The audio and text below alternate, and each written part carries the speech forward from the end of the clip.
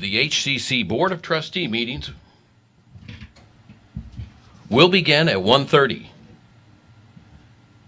The HCC Board of Trustee meetings will begin at 1:30 this afternoon.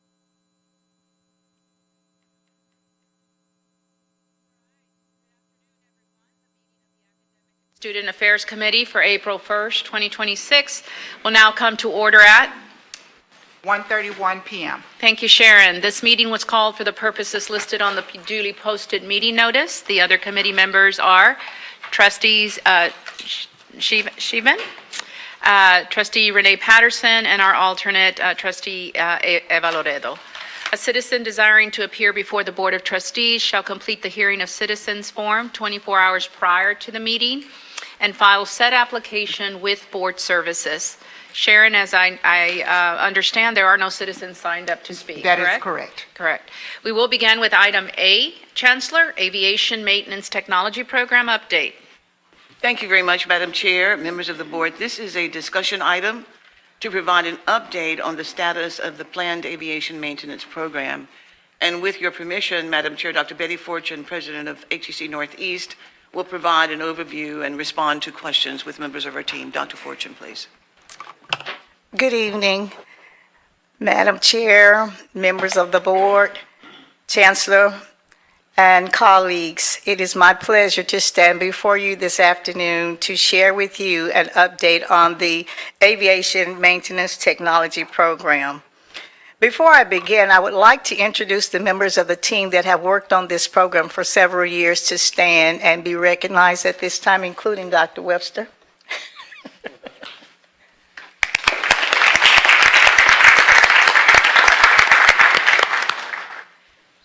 The document that's included in your packet provides an updated timeline for the launch of the Aviation Maintenance Program.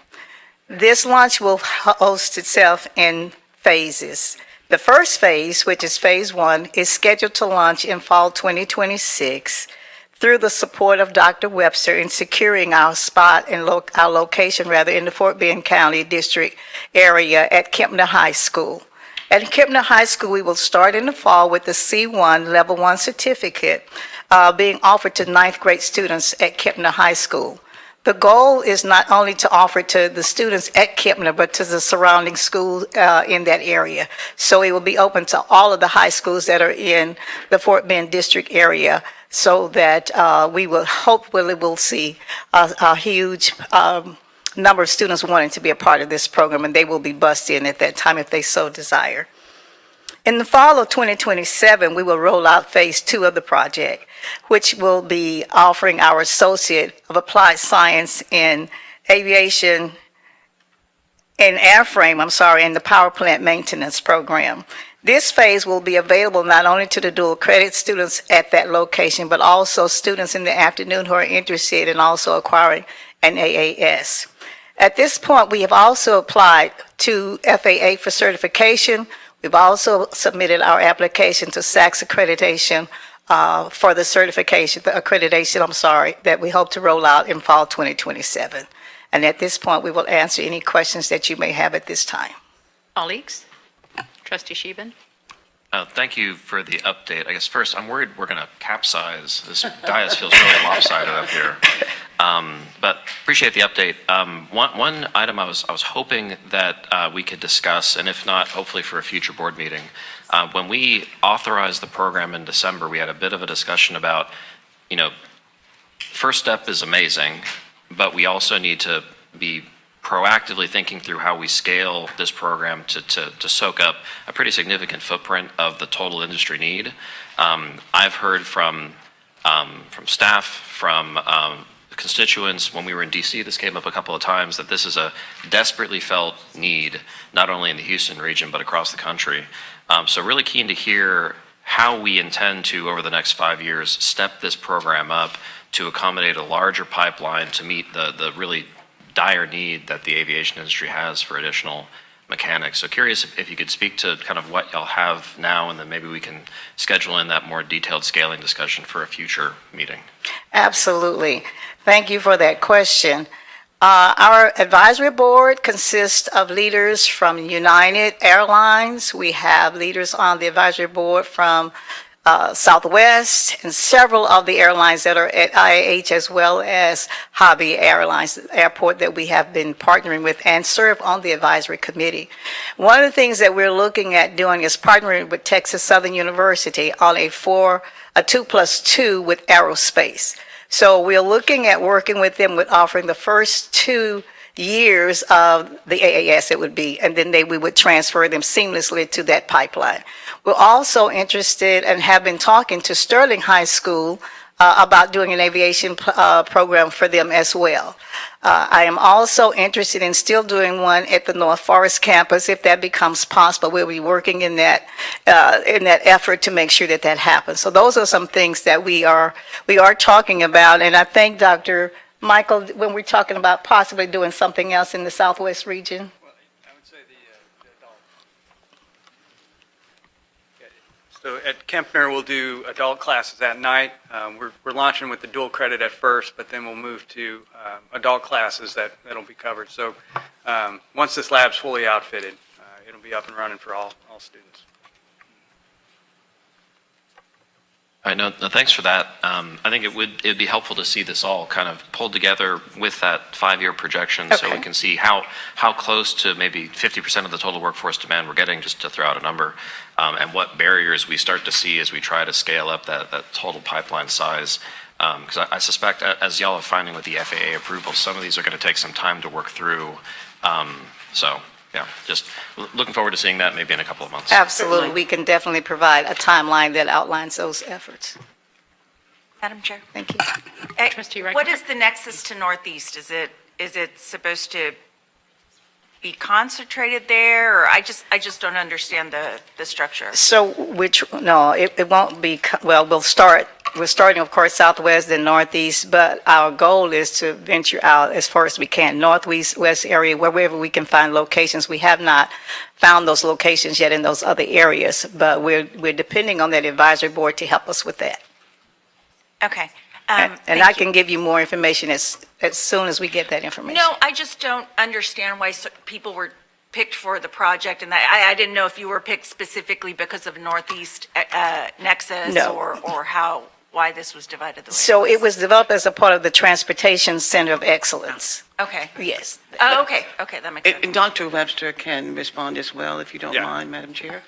So the North Forest, initially we wanted to put it out there. The space wasn't adequate to meet what we needed. In the absence of that, we asked Fort Bend ISD if they had space available to run a program. The superintendent was keen on getting an aviation program, and we were able to secure space at Kempner. I think it's a great opportunity for dual credit students, but ultimately, because the COE is in the Northeast District or college, we really would like to see a program out there, and it would require us building a hangar at this point. Okay.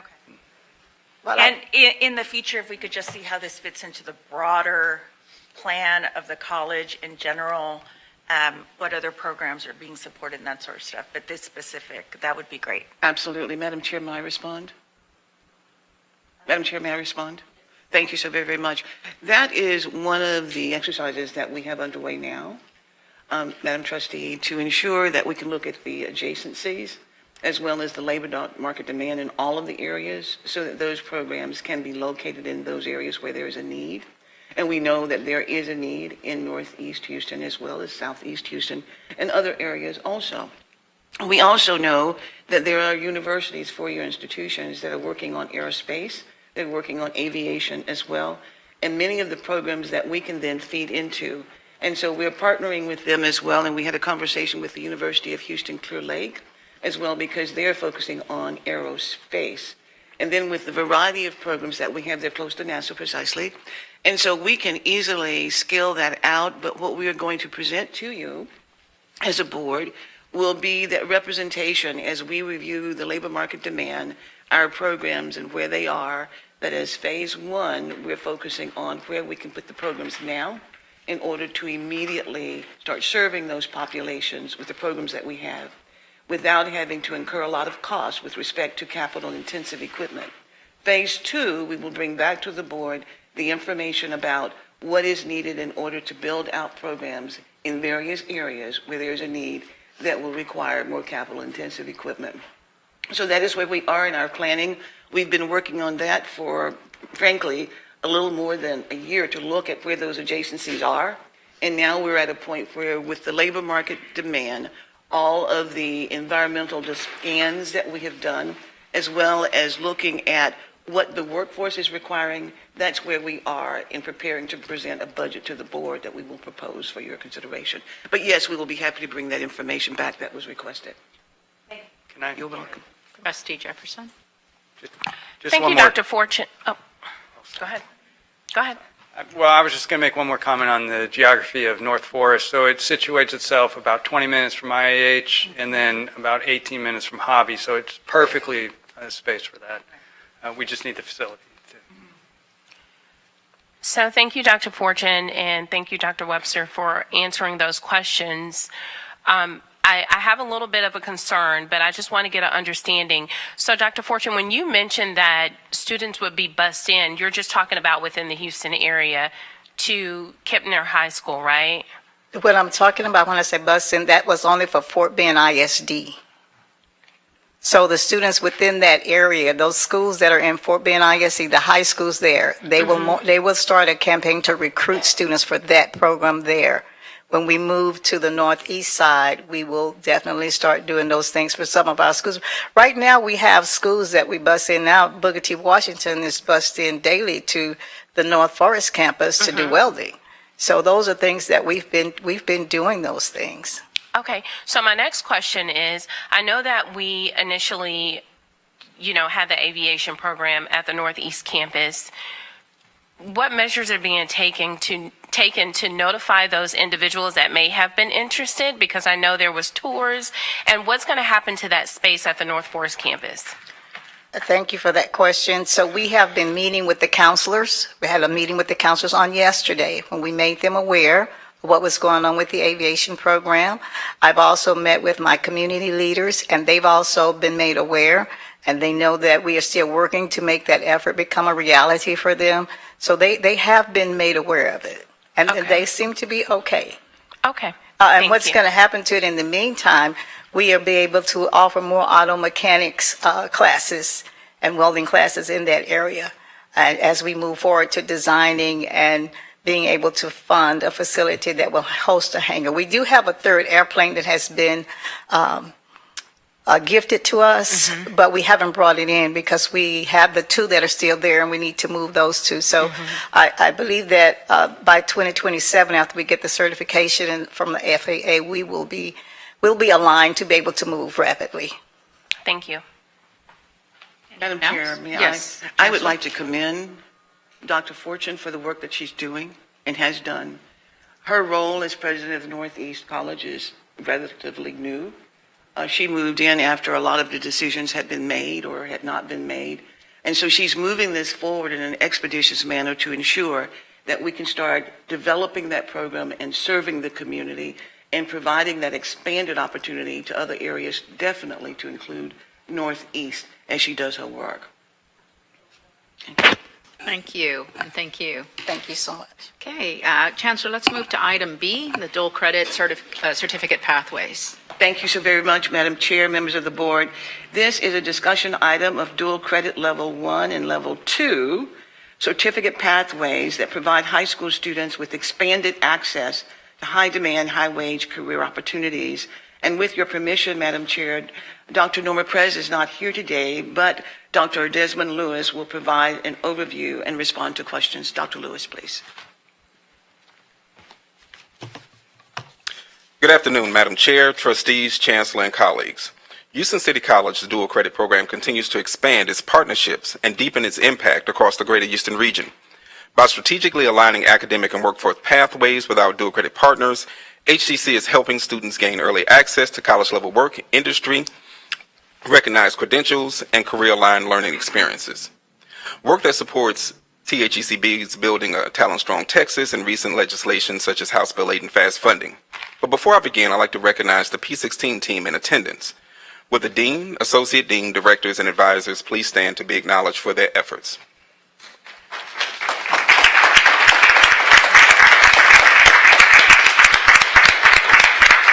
As you see, that team is doing some amazing work, but it could not be done without collaboration.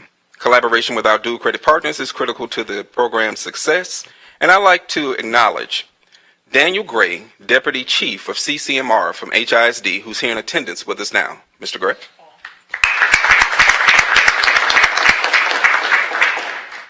Our partnerships are strengthening not only the scale and substance through which we expand our dual credit offerings, P-TECH and early college collaborations, and new legislative opportunities that support sustained completion and workforce entry. Today's presentation highlights our progress with Level 1 and Level 2 certificates, with the growth we've achieved and the opportunities ahead as we continue to build pathways and meet those students' needs for industry demand. Of course, you've had an opportunity to go through this PowerPoint, but I'll just highlight a few of the slides here. As you see, we have several different dual credit locations, 135 of those dual credit locations through various types of partnerships. In addition to that, we have also here 47 different program options, and they are expanding each and every day, which include the C1 and C2.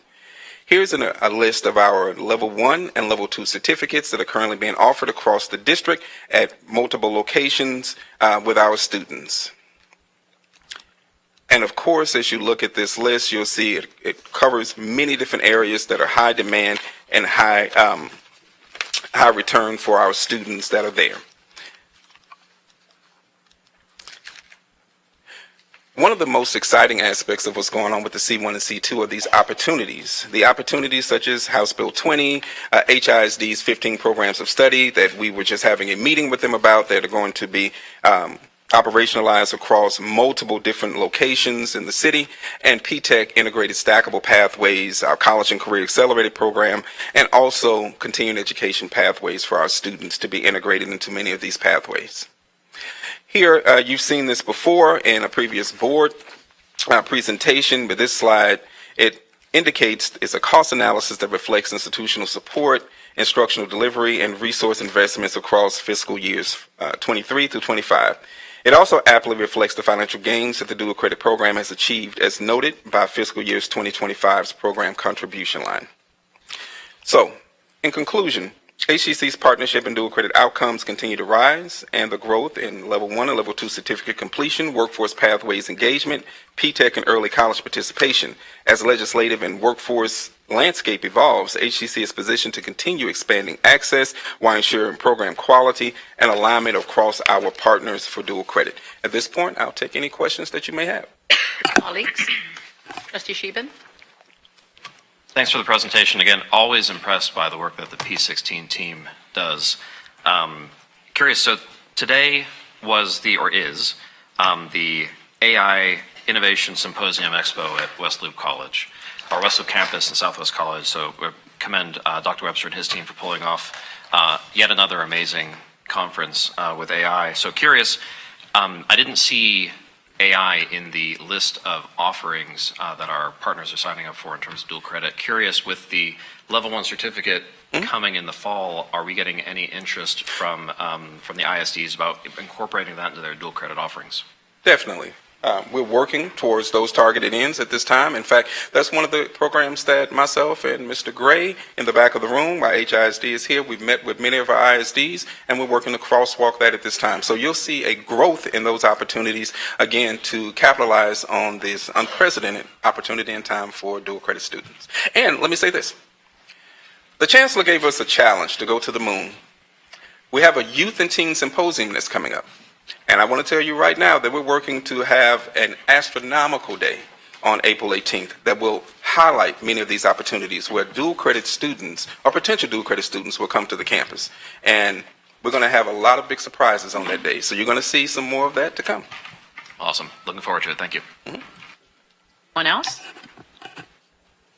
Okay, thank you. Thank you. Great presentation, thank you. We'll now move to item C, the new baccalaureate degree status update. Chancellor? Thank you very much, Madam Chair, members of the board.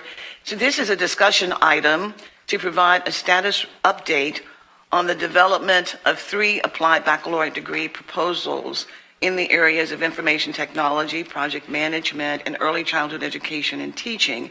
And with your permission, Madam Chair, Vice Chancellor Miguel Ramos will provide an overview and respond to questions. Dr. Ramos. Good afternoon, Chancellor, Madam Chair, and trustees. So again, I won't go through each slide, but I want to point out a couple of things in here just as part of this update.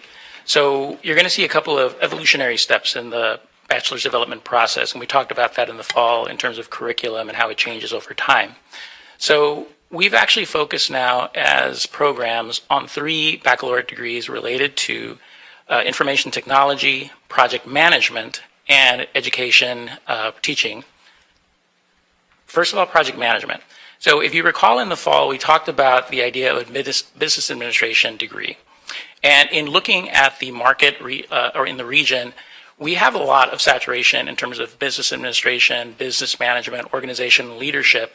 But one thing that sticks out in the labor market data that isn't really talked about a lot as a bachelor's degree program is project management. We have a couple of certificates in the region that relate to project management and a master's degree at University of Houston. We actually helped get accredited through PMI when I was there. And this seems like a really good slot to focus on project management.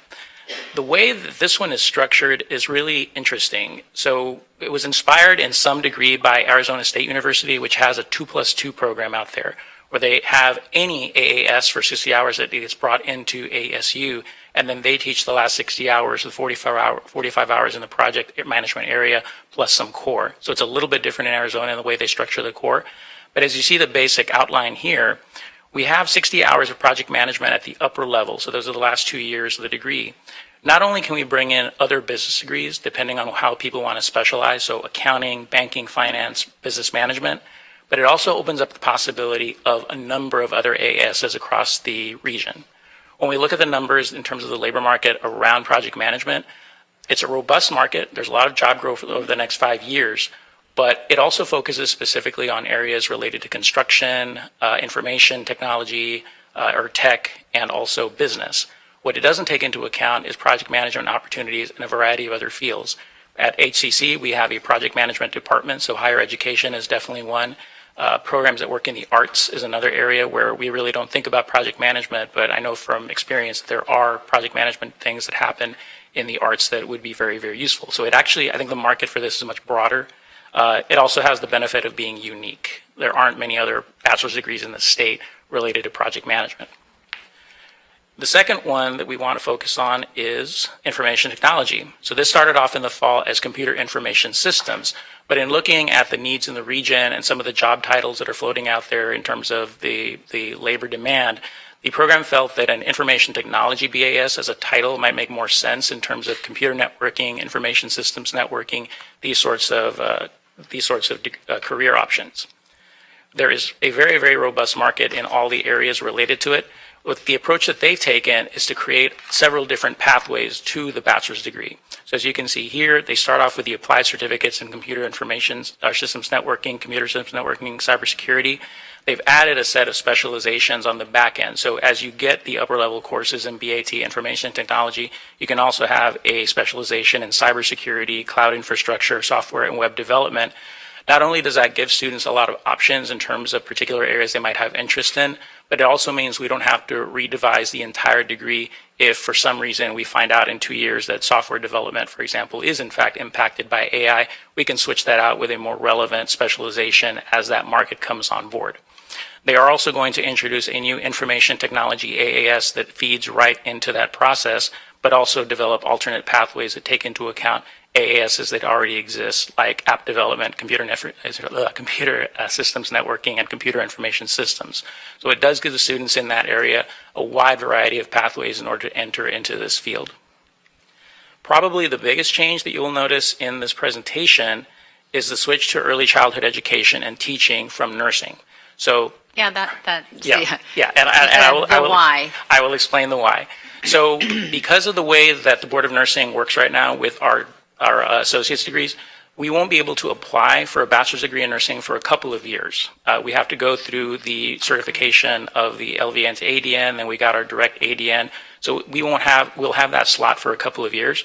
What we want to do is address one of the other programs that was in high demand in the region, and that was early childhood education and teaching. So this was actually one of the other programs that had been in the pool when we were considering the bachelor's degrees last summer. Now, this doesn't mean that the nursing degree goes away. Our intent is to focus on a legislative push. We've had a lot of conversations in the last couple of years around additional bachelor's degrees. Nursing is one of the ones that comes up most often.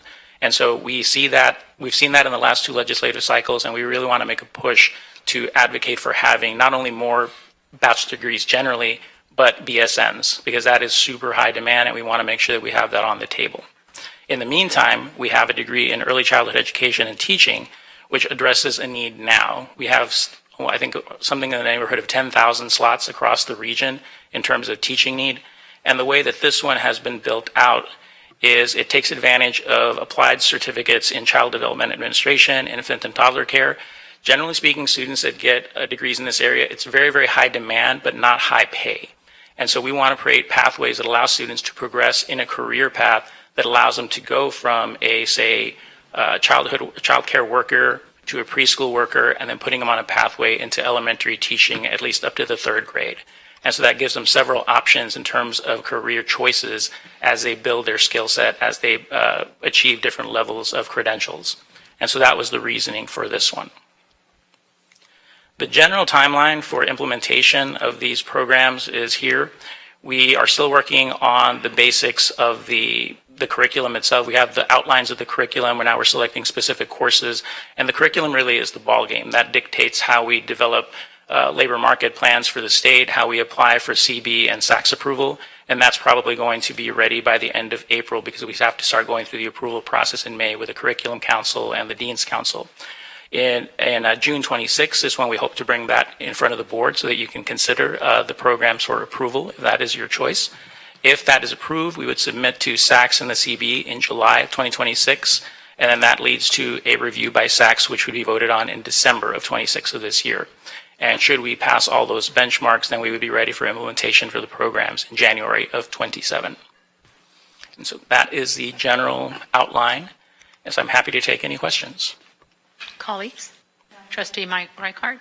Yes. When we did this the first time, for the first degrees, it was, and remains for me, critically important that we have unique programs that aren't just competing with our other four-year institutions in the area. Yep. You explained a little about how the first was specifically unique. How are the next two, the second two programs unique and not just competing with the four-year institutions? Because there are all sorts of negative implications with that. That is true. That is true. When we look at whether to develop any particular bachelor's path, there are two considerations. One is uniqueness.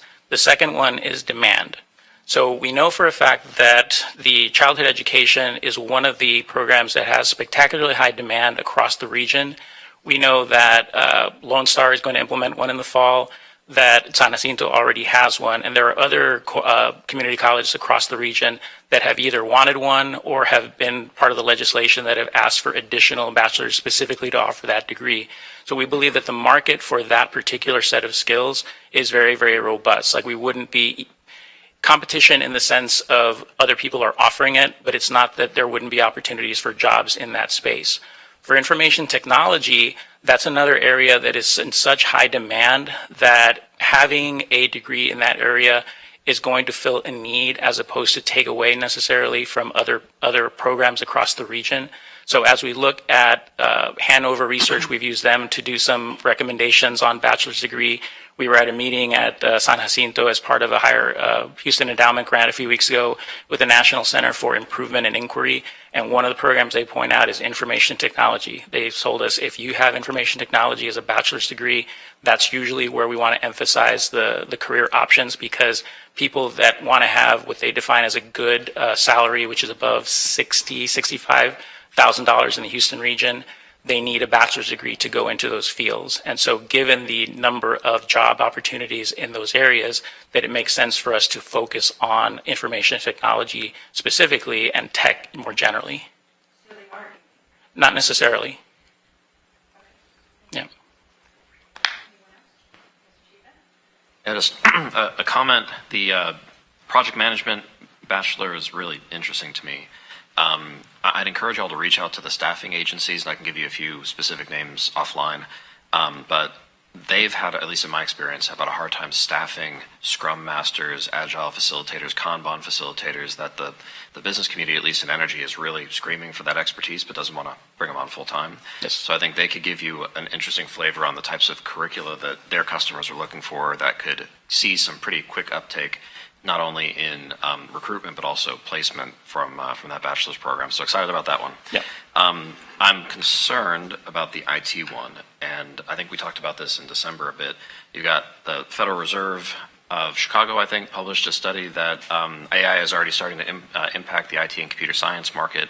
I see the occasional anecdotal article on CNBC or some other outlet that unemployment for recently graduated computer science students is like twice the average of other recent graduates, like 7-8%.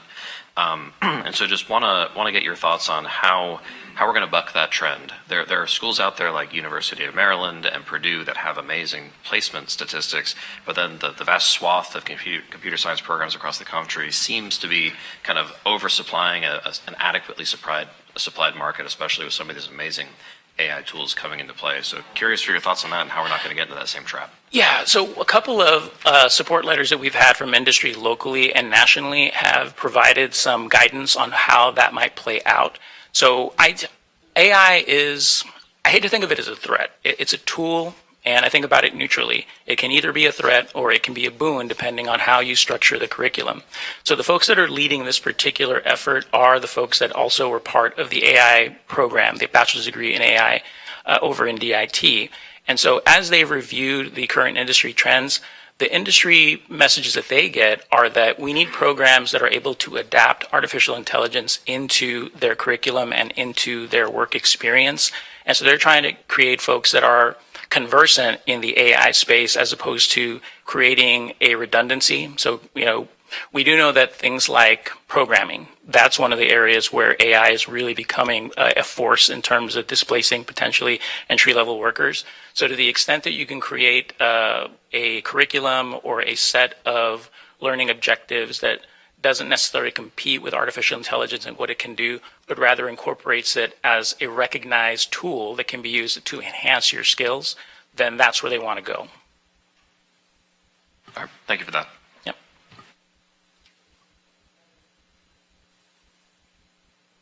I would like to respond.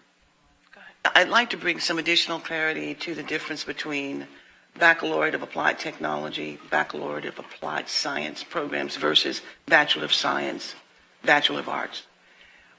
What we do with the Baccalaureate of Applied Science, Baccalaureate of Applied Technology, we're focusing on the hands-on technical skills that pertain to a specific area. For the Bachelor of Arts and the Bachelor of Science degree, you're looking at the theoretical components that often lead to research in higher education institutions and industry, et cetera. One of the reasons for applied baccalaureate degrees is because industry has called for those, and they're not in direct competition with universities, because very few universities have the technology programs that we offer to provide that pathway for students to industry. So as a result of that, we also find that students who come to us in these fields, in the applied area, they frequently have difficulty transferring all of their credits to universities. They lose a lot of credit. So for us, we're providing that pathway for our students to go into these fields that are required by the workforce, but also lead to gainful employment of more than just what an associate's degree would offer to them. So that's the differentiation. Thank you. Madam Chancellor, I'd like to say thank you for bringing that point forward, because I think I mentioned this one other time, but I had a client that I was working with, and he graduated from Texas Southern University, but he came to HCC to get a one-year certification that ended up landing him a job that paid him twice as much as what he was making at his previous company. So I'm glad you spoke on that. Thank you very much. Thank you. Any other questions? Yeah. Hello. I wanted to. I have a concern with this nursing that we're not going to move on it. So but I would like for us to make sure that we concentrate in the healthcare field, because we've invested so much in our buildings and our programs.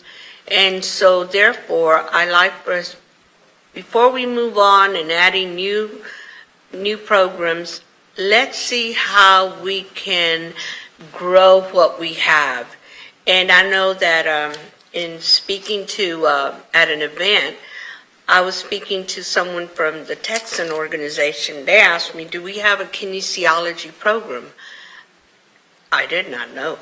So I said, I'll look into it, I'll get back with you.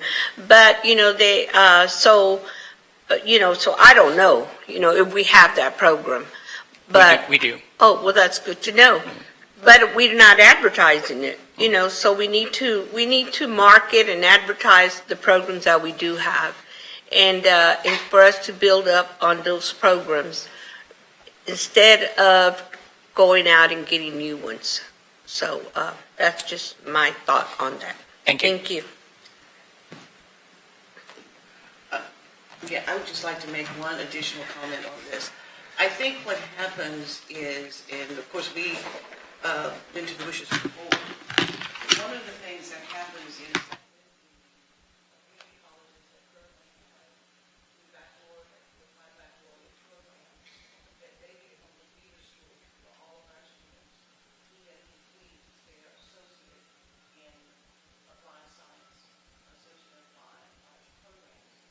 That's the pathway that they can go through instead of university because they don't use credits. And so we would be that pipeline for other institutions, and we would really like to be that pipeline for all of our students who graduated from our high school so that we can retain them there at HCC through that pathway to a baccalaureate. So that was the plan. Else? Thank you very much. Thank you. Appreciate you. Okay, Madam Chancellor, we now go to item C, then, we already did that one. Item D, outreach and recruitment update. Thank you very much, Madam Chair and members of the board. This item on outreach and recruitment provides an update of outreach and recruitment efforts focused on increasing enrollment for summer and fall of 2026. So with your permission, Madam Chair, Vice Chancellor Alcorta will provide an overview and respond to questions. Dr. Alcorta. Good afternoon, Chancellor, Madam Chair, and Trustees. I will be providing an update for summer and fall 26 and the interventions and strategies we're doing in outreach and recruitment. I just want to stress here the work that we're doing is around targeted efforts for our student populations. When we were talking about outreach and recruitment, we're talking about dual credit high school seniors, those non-dual high school seniors who are not dual credit, transient, transfer, and returning students. So the presentation is going to highlight some of the efforts we're doing with those populations.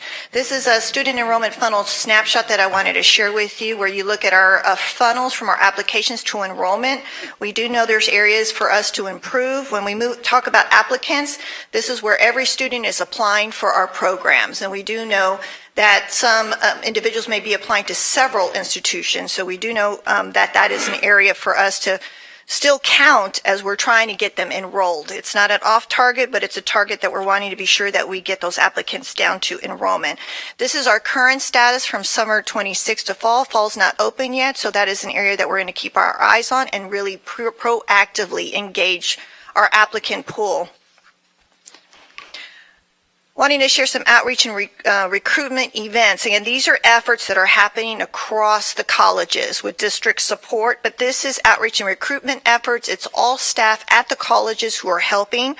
Example is in events. We just did our Eagle preview this past weekend. There's on-site high school recruiter visits. We do onboarding support. We caseload manage our applicants all the way through this process so we could get them to enrollment, and then campus tours. This is a slide just sharing with you about the new student journey from connection through registration.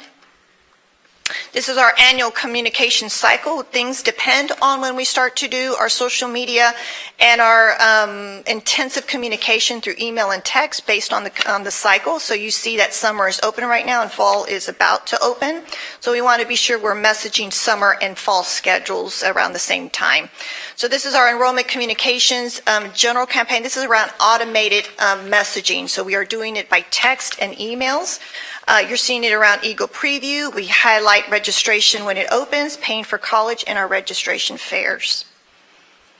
And again, this is just sharing the 58 targeted and automated nudges that we do. Summer and fall campaign and events, again, this is across the district with support, but keep in mind this is happening across all of the colleges. I want to speak specifically around our high school dual credit and non-dual credit pipeline. For fall 26, this is as of February 25th. This is the pie that you could see that at 16%, we have dual credit seniors that we have. And we know those are students that are already HCC students that we really just want to transition seamlessly through our program. And yet we have 84% of those students that are at the high schools that we are actively engaging so then they can become an HCC student.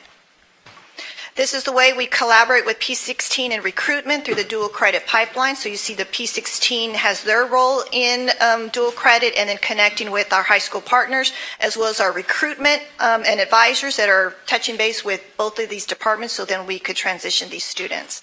I want to highlight our Eagle Promise outreach to high school seniors. We have been doing this. We do have a really strong effort to campaign this as we speak. We do tend to highlight around our fall 26 enrollment, but we are doing a strong effort to recruit for summer. And this is our current pipeline at this point. But as I mentioned, we are pushing a summer effort as well. Targeted efforts around transient and transfer students. Again, these are, because we're looking at subpopulation and groups, we need to have targeted efforts for each of these groups. For transient visiting students, these are students who are taking or going to Texas State or UH, and they could take classes with us during the summertime. So there's messaging going out to those students as well as social media campaigns. This is returning student outreach. This is a big effort for us, as you know, for Eagle Connect. This is our Reconnect students. So again, we'll see in another presentation in the future that we'll be sharing our numbers with regard to the Eagle Connect as well as Eagle Promise. And that's the end of the presentation. Any questions for me? Colleagues? No? No? Thank you. Thank you. Appreciate you. Don't believe we have any other items, so at this time, this meeting of the Academic and Student Affairs Committee will now adjourn at 2:14 p.m. Thank you. Okay.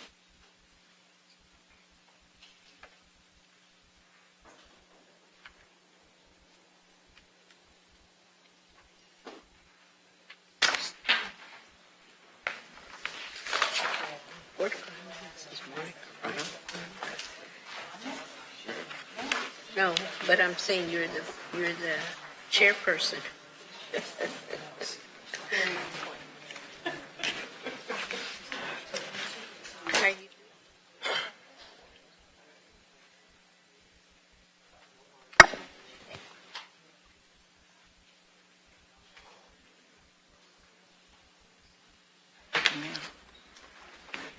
I'm ready. Thank you.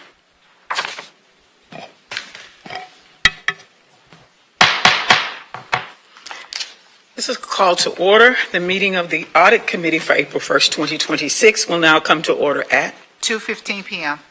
This meeting was called for the purposes listed on the duly posted meeting notice. The other committee members are Trustees Monica Flores-Reichart, Dave Wilson, and alternate Trustee Sean Cheapen. The opportunity for public comments. A citizen desiring to appear before the Board of Trustees shall complete the hearing of citizen form 24 hours prior to the meeting and file said application with the Board Services Office. There are no citizens who signed up to speak before the Audit Committee today. Topics for discussion and/or action. Is there a motion to approve item A, approve the Internal Audit Department Charter? So moved. Is there a second? Second. It has been moved and seconded. Chancellor Ford Fisher will introduce the item. Thank you very much, Madam Chair, members of the board. This item is a recommendation for your consideration to grant approval of the Internal Audit Department Charter. And with your permission, Madam Chair, Mr. Terrence Corrigan will provide an overview and respond to questions. Mr. Corrigan. Thank you, Chancellor. Good morning, board members. So, I don't know if there is no presentation for this. So, in February, I came to the audit committee and presented the Internal Audit Department Charter proposed for your approval, and also the Audit Committee Charter. But we're going to we're going to vote to approve them separately since they are two separate documents. So I gave you the information and left the proposed charter with you. And so basically I'm here to answer any questions you might have about the department charter before we vote. Committee members, are there any questions about the charter? We have no questions, sir. Thank you. So if there are no questions, we are ready for the vote.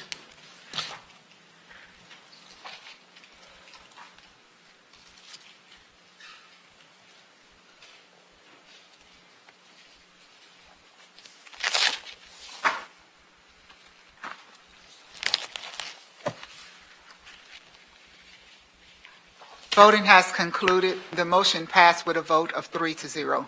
Excellent. We are now moving on to item B, approve the audit committee charter. Is there a motion to approve? So moved. Is there a second? It has been moved and seconded. Chancellor Ford Fisher will introduce the item. Thank you very much, Madam Chair, members of the board.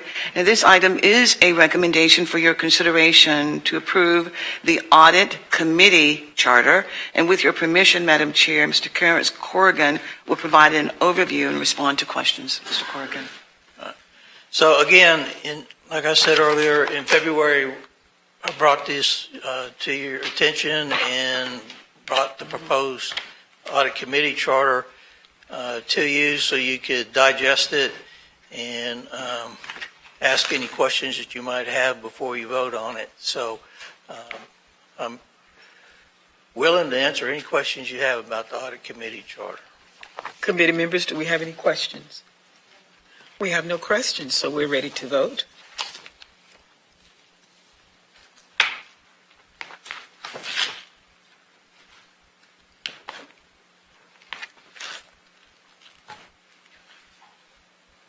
Voting has concluded. The motion passed with a vote of 3-0. Excellent. Thank you, Mr. Corrigan. But you'll still be standing here, correct? We will move to item C, the Quality Assurance and Improvement Program. This is a report item and no action is required. Chancellor Ford Fisher will introduce the item. Thank you very much, Madam Chair, members of the board. This is a Quality Assurance and Improvement Program. This is a session to provide information on the Internal Audit Department's quality assurance and improvement. This is a discussion item, so Mr. Corrigan will respond. All right, so you might ask, I've never seen this before. Well, you haven't.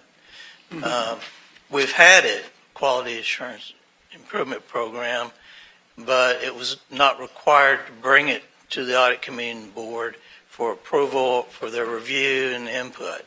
Now, the new standards require that the Internal Audit Department bring it to the Audit Committee, review it with them, and give them the opportunity for input and ask for their approval of our Quality Assurance Improvement Program. So it's necessary for us as a department to meet the standards. So the presentation contents, so basically we'll talk about the standards that require it. We'll go over the contents of the Quality Assurance Improvement Program, the proposed external quality assurance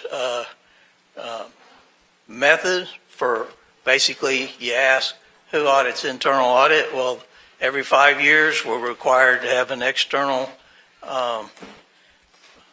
provider come in and review our work and give us an assessment. I'll tell you what the rating scale is for these assessments. And then we'll talk about how we'll go about selecting a provider.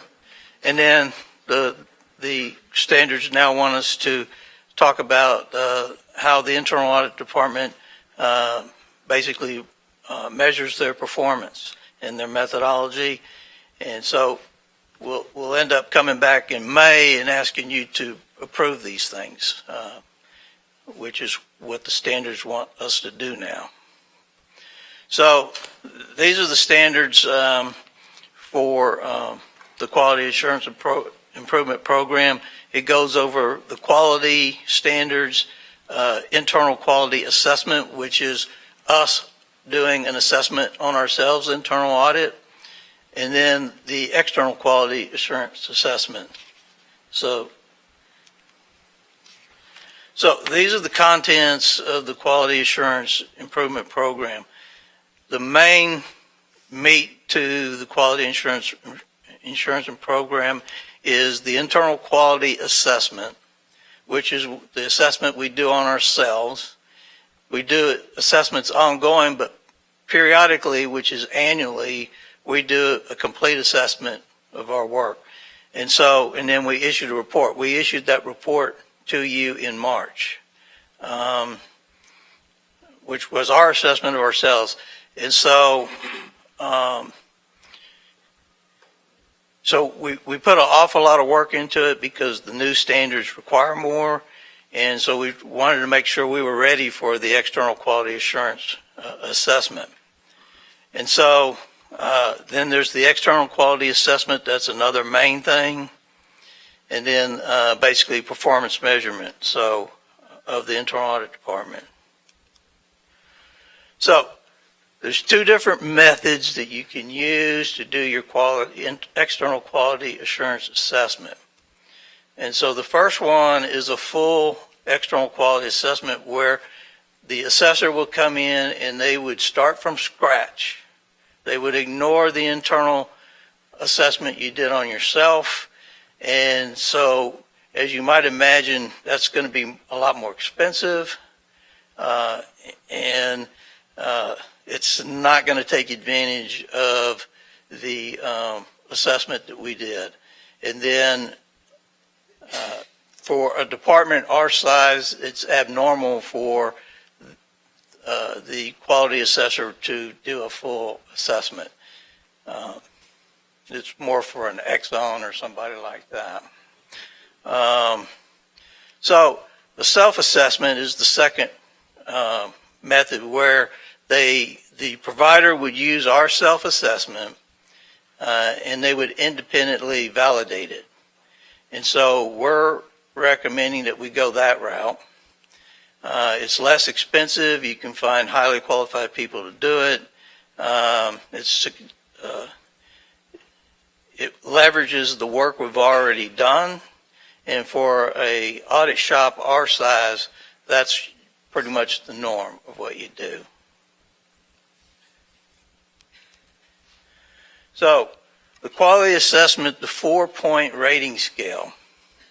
So in the past, the best you could do is achieve general conformance with the standards. I guess there were organizations who thought they were fully conforming and there was no rating of that. And so the new standards now have the full conformance or full achievement.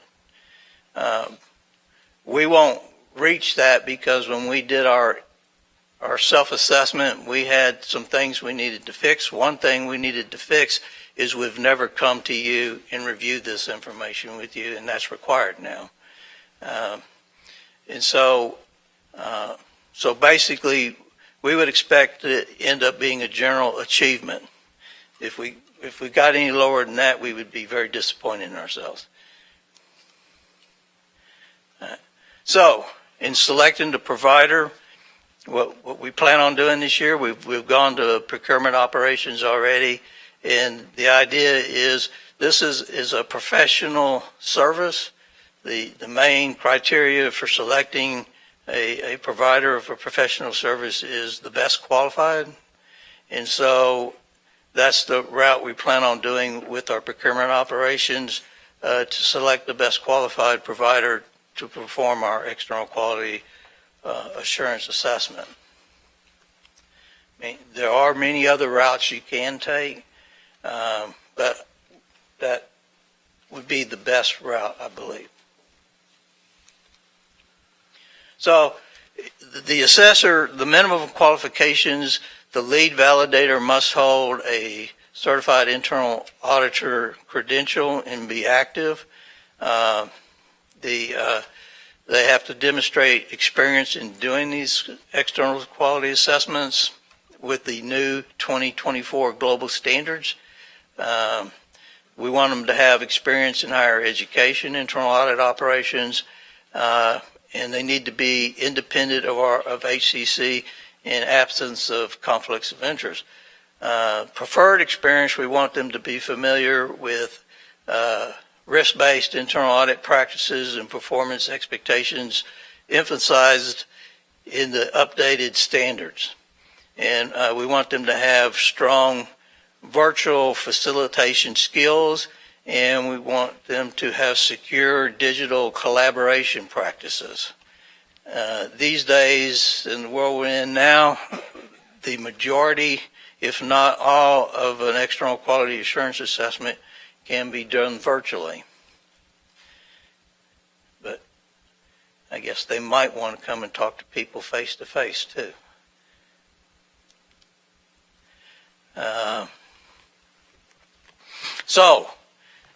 They want us to review our performance measurement methodology. We have two documents that we use to review our, reoccurringly review our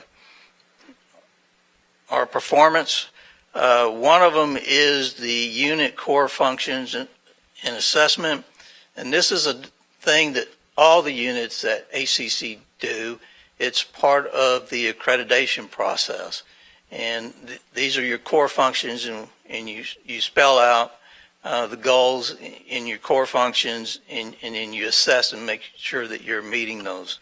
And then what the IAA prefers we do is this tracking matrix. It's a goals, initiatives, and activities tracking matrix. So we put that together, and we've had these things, and we just never reviewed them with the audit committee before.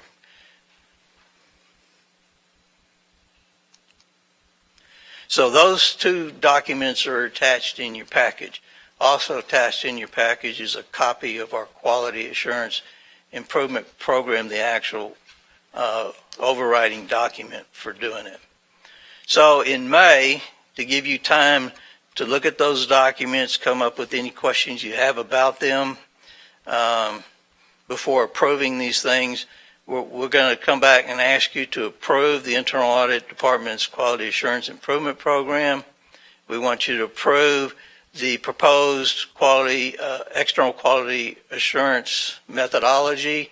This only happens once every 5 years. This just happens to be the 5th year we need to do our external quality assurance review. And then also the proposed selection process for the provider of this service. We want you to agree with what we're doing with that. And then we want you to agree with the performance measurement methodology that we're using for our department. So they placed a lot of work on you, and they make me make you do it. So thanks for volunteering to be on the audit committee and to review all this, and come back in May and vote on whether you approve it or not.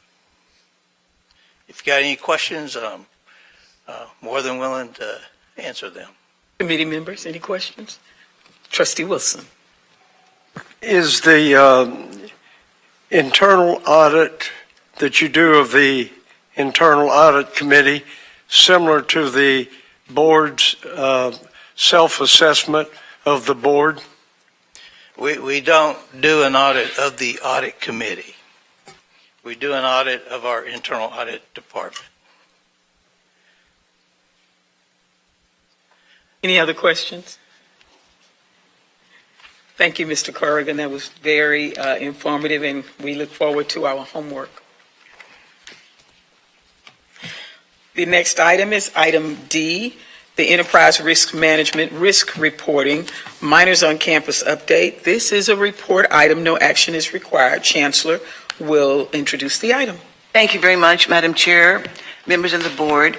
This is a discussion item that addresses minors on campus as a key risk in reporting minors on campus due to different reporting and supervision requirements compared to those for adult students. And with your permission, Madam Chair and Vice Chancellor Alcorta will provide an overview and respond to questions. Dr. Alcorta. Good afternoon again. Good afternoon. Just waiting for the...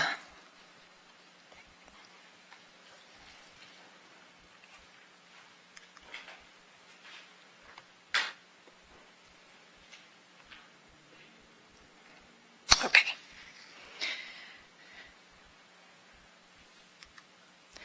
Okay, minors on campus. So, as you had mentioned, Chancellor, it is an important area for us that requires us to pay really critical attention to the practices that we do so we could ensure a safe environment, a secure environment for our minors on campus. So through that, we ensure through compliance with state and federal guidelines, safeguarding minors from any harm and discrimination. This is our HCC policy GDA regarding unaccompanied minors and relatives on property, and these are the policy guidelines that we follow. These are the areas on campus, a few areas on campus that I'm just highlighting, where we see minors on campus and dual credit program, ISD partnerships, drop-in daycare that's happening at our colleges, community and college and community events, as well as we are required to have mandatory compliance training, children's camps and youth programs. This work to ensure, again, a safe environment for our students and our minors on campus is critical that we have a lot of partners in place for this. So it goes from our Board of Trustees, our Office of General Counsel, Talent and Engagement, Risk Management, our college leadership, our faculty and staff, our district staff to help support this effort, and our auditing team. It takes a whole community and family to ensure that we are following policy for our students and minors on campus. So I want to provide an update on the task team. There was a task team that did some work in 2024 that developed the following materials that are currently in practice. This is a sampling of them. I'm going to show you some images of the work and checklist items. So there is several pages of these documents, and all of our faculty, staff, and employees follow this procedure. As you can see, this is another minors on campus charge, and within that there are liability releases, there are authorization forms, there are checklist items that run the gamut of the table. Part of the work that we do is our current practices and updates is around oversight and monitoring. So we want to ensure standardized system-wide processes. College operations and officers at the colleges oversee this process on site. College leaders are consistent in the communication around policies and procedures and expectations across the campuses. We do have a centralized tool for documentation, reporting, and quarterly compliance monitoring. We also use Ad Astra to ensure we're aware of all the events that are growing across the district. Our current practices, again, is highlighting compliance and training. So we do have required system-wide training. We have compliance training that is managed at the district level. We also deliver operational training and orientation that happens at the colleges. And we provide additional training proactively to identify any risks and emerging issues. I do want to also share, Trustee Van Diepel-Stallworth, some information around human trafficking and resources, that is the main area for us to be sure that we're aware of. So we're doing routine educational sessions, laminated posters across the system. And we do have mandatory education for our counselors, as well as compliance for faculty and staff, as well as resources on our website.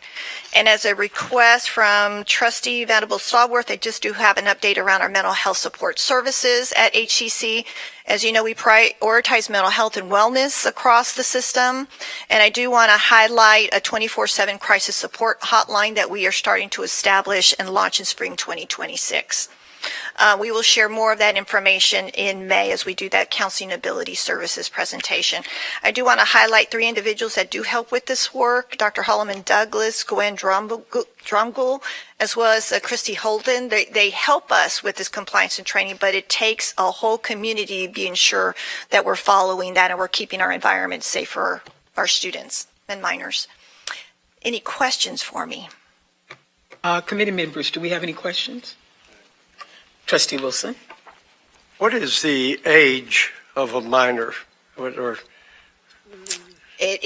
have services from daycare, so it goes all the way up to our typically zero, and I apologize, Dr. Wilson, but we have young students all the way up to 16. We also serve 16 in dual credit and 17 up to our dual credit programs. So any student anybody at that age, I would say 0 to 17 is, I'm just referring to legal, but we also have young minors on campus that are also taking part of our dual credit programs, and they could be as young as 15 and 16.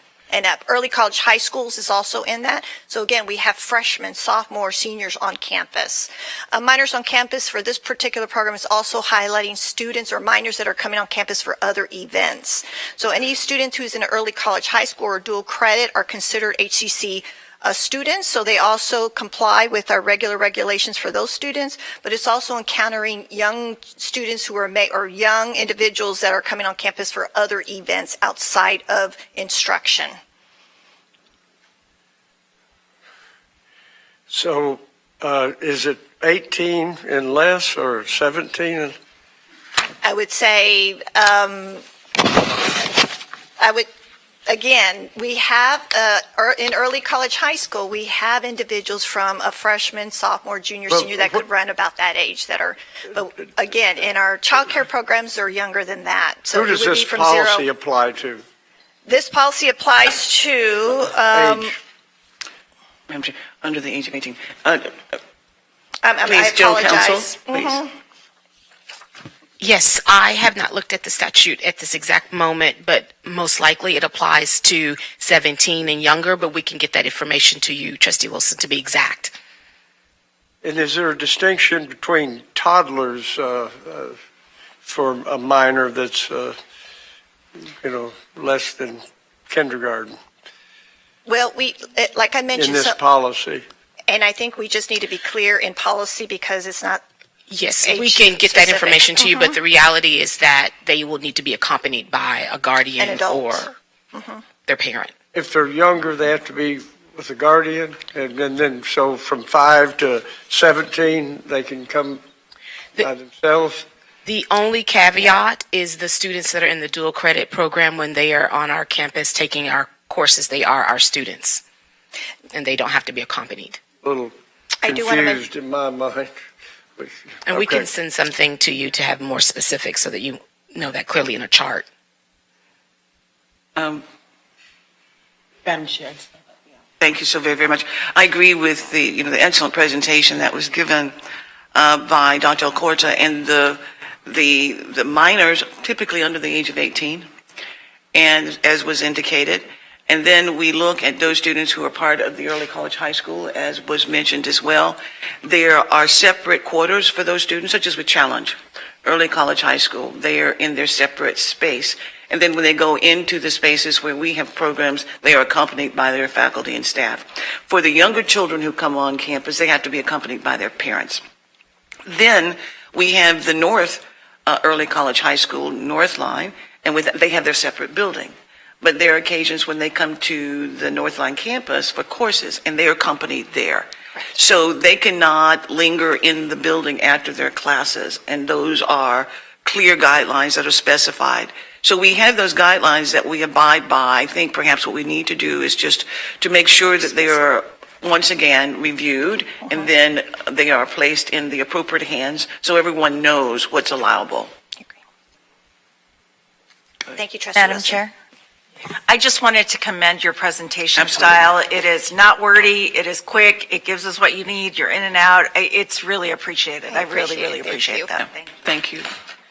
Dr. Corta, thank you for including the human trafficking resources and support and really updating that, as well as the mental health support services. These two things are of national importance to the Association of Community College Trustees, and that question is always asked whenever we are in the legislative sessions in February and in the national conference in October. So thank you so much for that. And what I would ask the chair of the Academic Affairs Committee, since these two issues are now resolved at the audit level, I would ask that Madam Chair of Academic Affairs would see how this has affected our student engagement, because we want to make sure that the students are actively engaging in receiving these resources. And now it's in the hands of the Academic Affairs Committee.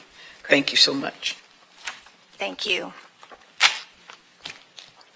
We now have a final item, item E, Financial Aid Department Comprehensive Student Loan Debt Report, and no action is required, and this is a report item. Chancellor, will you introduce the item, please? Thank you very much, Madam Chair, members of the board. This item is a discussion presentation that provides an update on HCC's Comprehensive Student Loan Debt Report and default rate. And with your permission, Madam Chair, Ms. Bonnie Jacobs, who's the Director of Financial Aid, and Vice Chancellor Hurd will provide an overview and respond to questions.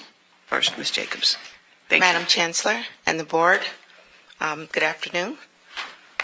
This report provides a comprehensive view of our student loan borrowing patterns, debt levels, and repayment risk.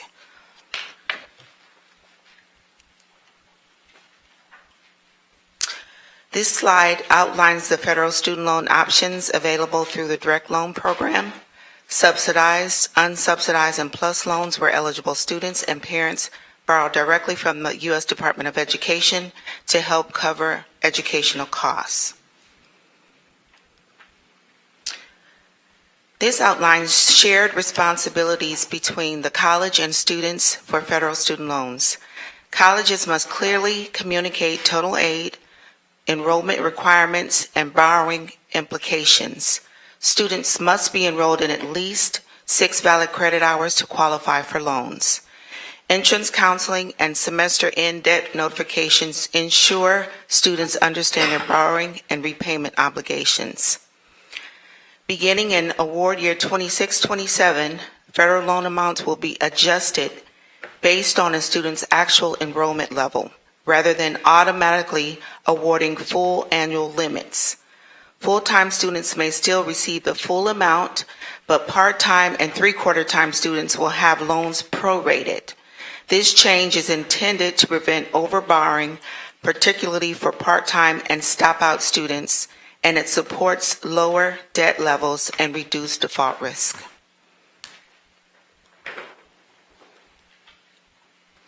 Over the past 4 years, both the number of student borrowers and total loan volume have increased, while average borrowing remains stable through 23-24 and 24-25, shows a clear rise in per-student borrowing, indicating growing affordability pressure.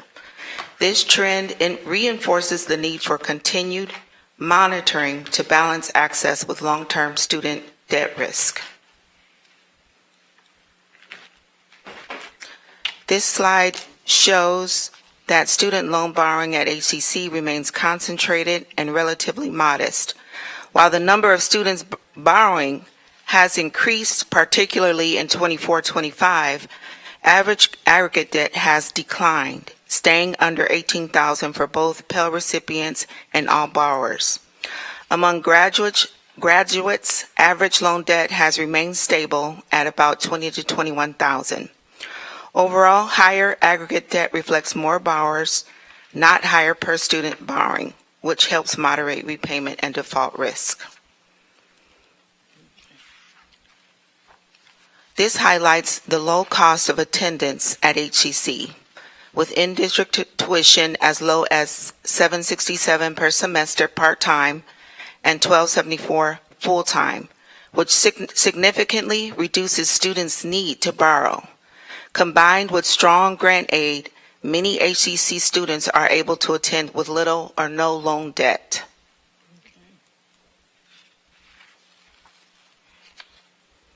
Student loan defaults are tracked for 3 years after repayment begins. Institutions risk aid eligibility if default rates exceed federal thresholds. HCC has maintained strong oversight and is restoring dedicated default management support to proactively protect students and the institution.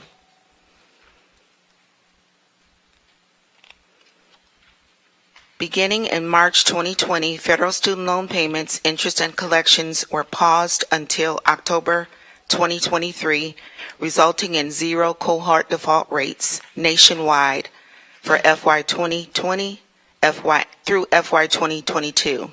These outcomes reflect temporary federal protections rather than normal repayment conditions.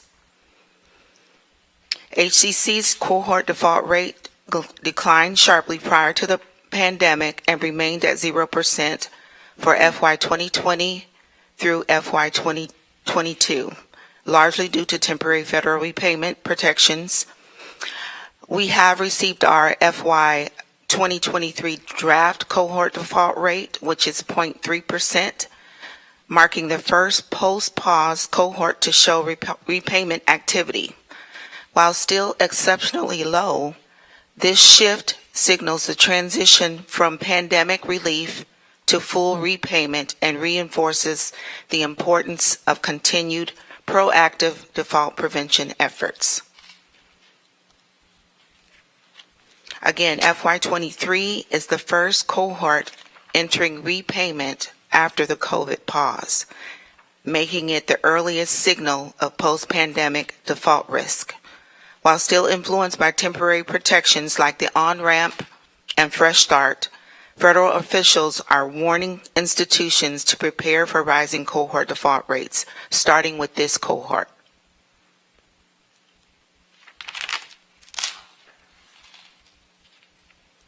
And I believe these were supposed to be. And I know you all had a chance to read through this presentation, but in closing, these borrowing figures help explain our default outlook. Even as more students borrowed, average loan balances stayed relatively low, which reduces repayment strain. That's a key reason FY23 cohort default rates are expected to remain moderate, though as protections expire, risk will shift to later cohorts. The goal is not simply to reduce borrowing, but to ensure borrowing leads to successful outcomes. Thank you. Committee members, are there any questions? We want to thank you for this. I don't have a question, but I have a comment. I'm glad to see that we're working with our students, because if they don't qualify for the Pell Grant, there's always somebody out there that's giving them that loan.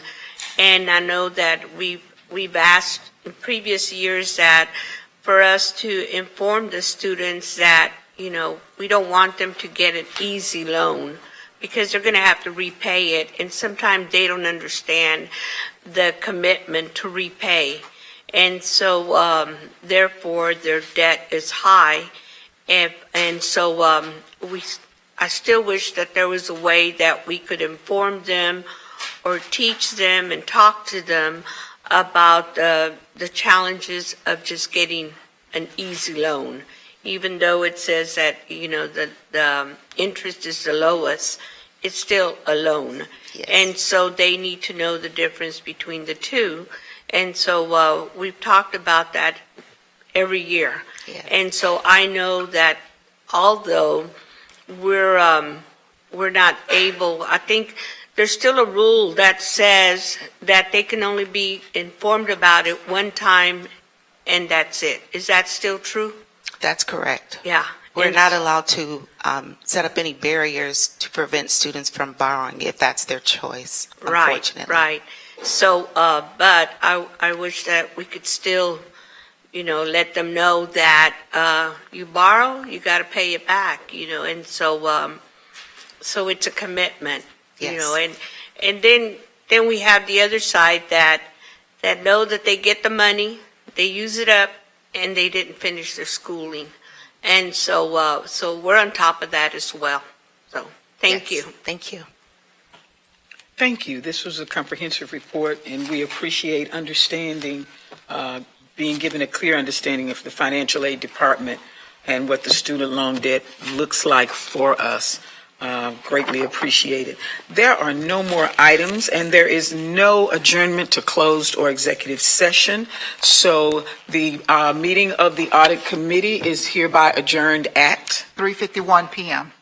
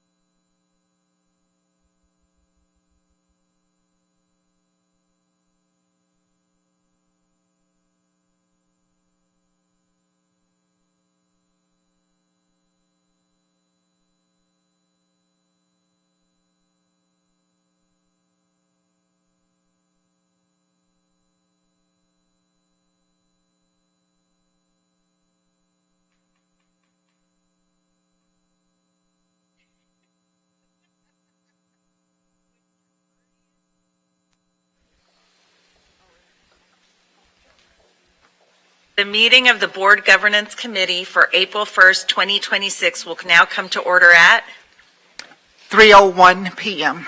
This meeting was called for the purposes listed on the duly posted meeting notice. The committee members are Trustee Monica Reichart, Trustee Sean Cheban, and Trustee Renee Patterson, alternate Dr. Adriana Temez. Opportunity for public comment. A citizen desiring to appear before the Board of Trustees shall complete the hearing of citizen form 24 hours prior to the meeting and file said application with the Board Services Office. There are no citizens signed up to speak before the Board Services Committee today. Is there a motion to approve item A, proposed changes to board officers and officials policies BCA, BCAB, BCAC, BCAD, and BCB, and BCE? Moved. Is there a second? I'll second it. It has been moved and seconded. We will now have a discussion on the item. Dr. Ford Fisher will introduce the item. Thank you very much, Madam Chair, members of the board. This item is a recommendation, as you indicated, for, of course, your consideration to approve proposed revisions, deletions, and new policies related to board officers and officials as recommended by TASB and Board Council, as those reference BCA, BCAB, BCAD, and BCE. And with your permission, Madam Chair, we will have the General Counsel Montgomery, to respond to questions. Thank you. Good afternoon, Chancellor, Madam Chair, Trustees. Regarding the local policies referenced, these proposed changes are recommended by TASB. However, they have been modified for consistency with our current board bylaws and practice. Specifically, local policies BCAB, BCAC, and BCAD are deleted. The duties of those board officers have been moved into BCA local. Local policy BCE is a new policy regarding board advisory committees. This is new language, however, it does take some wording from BCB local. With that, Dr. Mahalik, Board Counsel, and I are here to answer any questions. So this is mostly a rearranging and consolidation, nothing new? It's a rearranging, consolidating. We did, Dr. Mahalik and I worked very closely to make sure that it aligned with the current board bylaws and the way we do things. But it has some new language in BCE regarding board advisory committees. Okay, got it. Okay, great. Any questions from any of my fellow board members? Trustee Cheban? Yeah, that was going to be my question is, could you speak briefly about the new advisory committees and how that's different than current practice? Absolutely. I'll have Melissa do that. So currently, our policy addresses board committees, which are committees of board members. This authorizes the board to engage in committees similar to what you all have done with the curriculum committee that include outside members, maybe faculty members, things like that. These committees are different from your board committees, first of all, because they include people who are not board members. They also require board approval to form the committees, and your board committees are formed by the board chair. So that's the primary difference, and it would just allow sort of on a temporary basis for the board to engage other constituents to serve a specific function. All right, thank you. Any other questions from any board members? Seeing none, we're now ready to vote. Board members, please cast your vote.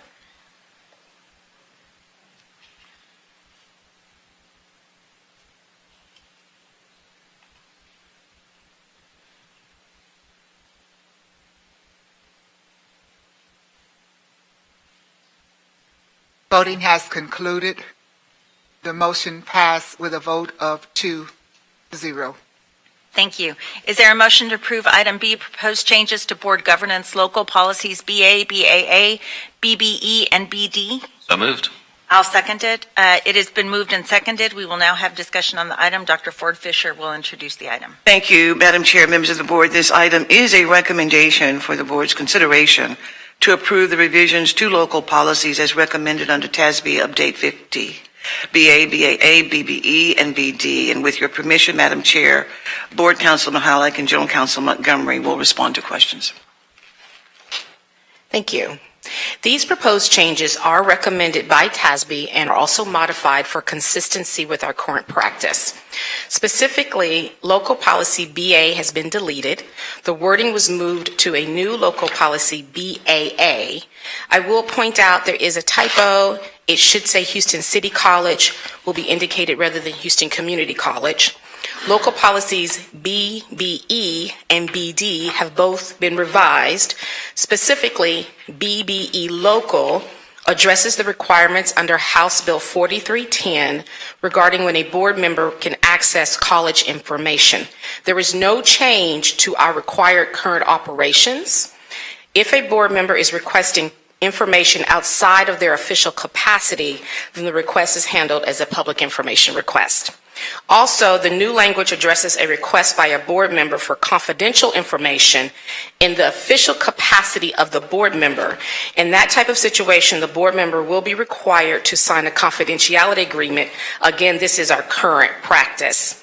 Regarding BD Local, it addresses requirements under House Bill 1522 that requires 3 business days for notice of board meetings. Previously, it was 72 hours. The college is already in compliance with this matter, and there is no change to operations. We're here to answer any questions. Questions? Seeing none, we're now ready to vote. Voting is open. Aaron, that's yes for me. Received.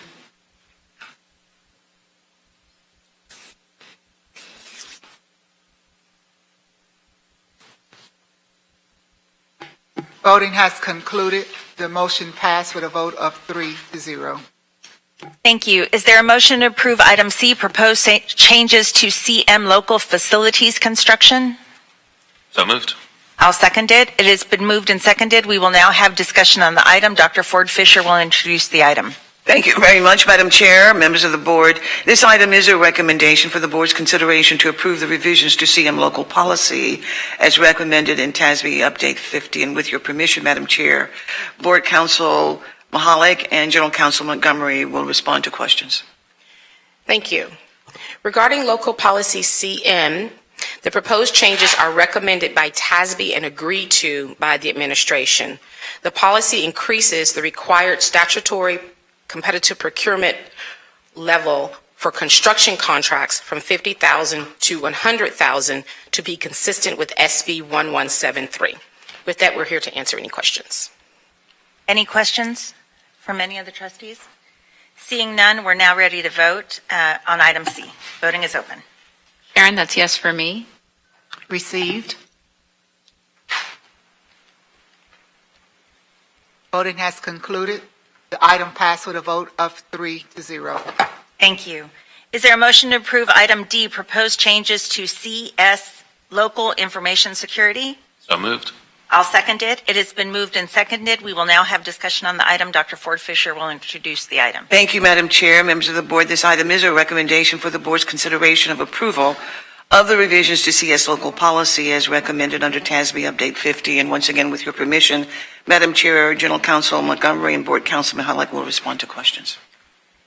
Regarding local policy CS, the proposed changes are recommended by TASB and agreed to by the administration.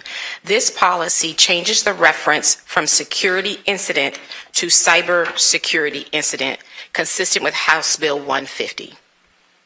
There are no other changes to our operations. Okay, thank you. Are there any questions? Trustee Cheevan? Less a question and more a comment. I know we're in a time of heightened cybersecurity risk.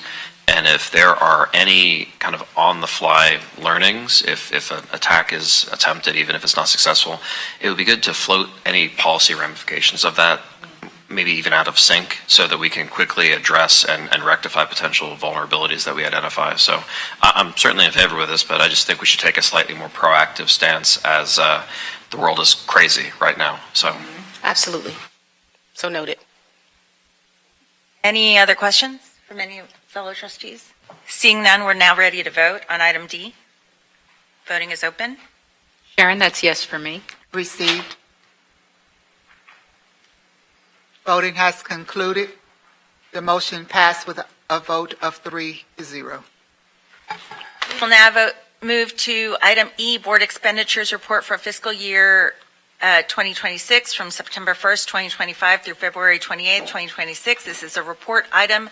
No action is required. Dr. Ford Fisher will introduce the item. Thank you, Madam Chair, members of the board. This is a discussion item regarding the board expenditure reports for fiscal year 2025 for the period of September 1, 2025 through February 28th of 2026. And with your permission, Madam Chair, Executive to the Board, Ms. Sharon Wright, will respond to questions. Hi, good afternoon. As Dr. Ford Fisher has mentioned, this is a report for the first part of the fiscal year regarding the board expenditures on travel and the BACA fund expense. And the expenditure totals for both accounts $50,512. Of that, $38,412 was for travel and $12,100 for BACA. I do want to note that for Dr. Vanderbilt Stallworth, the ACCT has reimbursed the college of $2,326 for hotel expenditures, and I will entertain any questions. Any questions from any fellow trustees? Seeing none, thank you so Thank much you. for everything you do for us. Okay. And that's it. That's everything on the agenda. So the meeting of the Board Governance Committee is now adjourned at 3:12 p.m. Thank you. Thank you, trustees.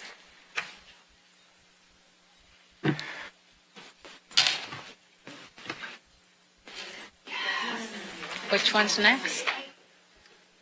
Yes. Yes.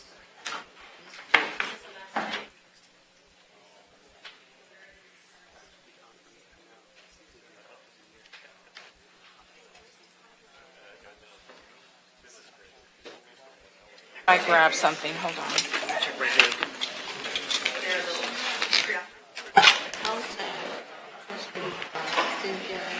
I haven't talked to her in the last couple of days at all, so I don't know.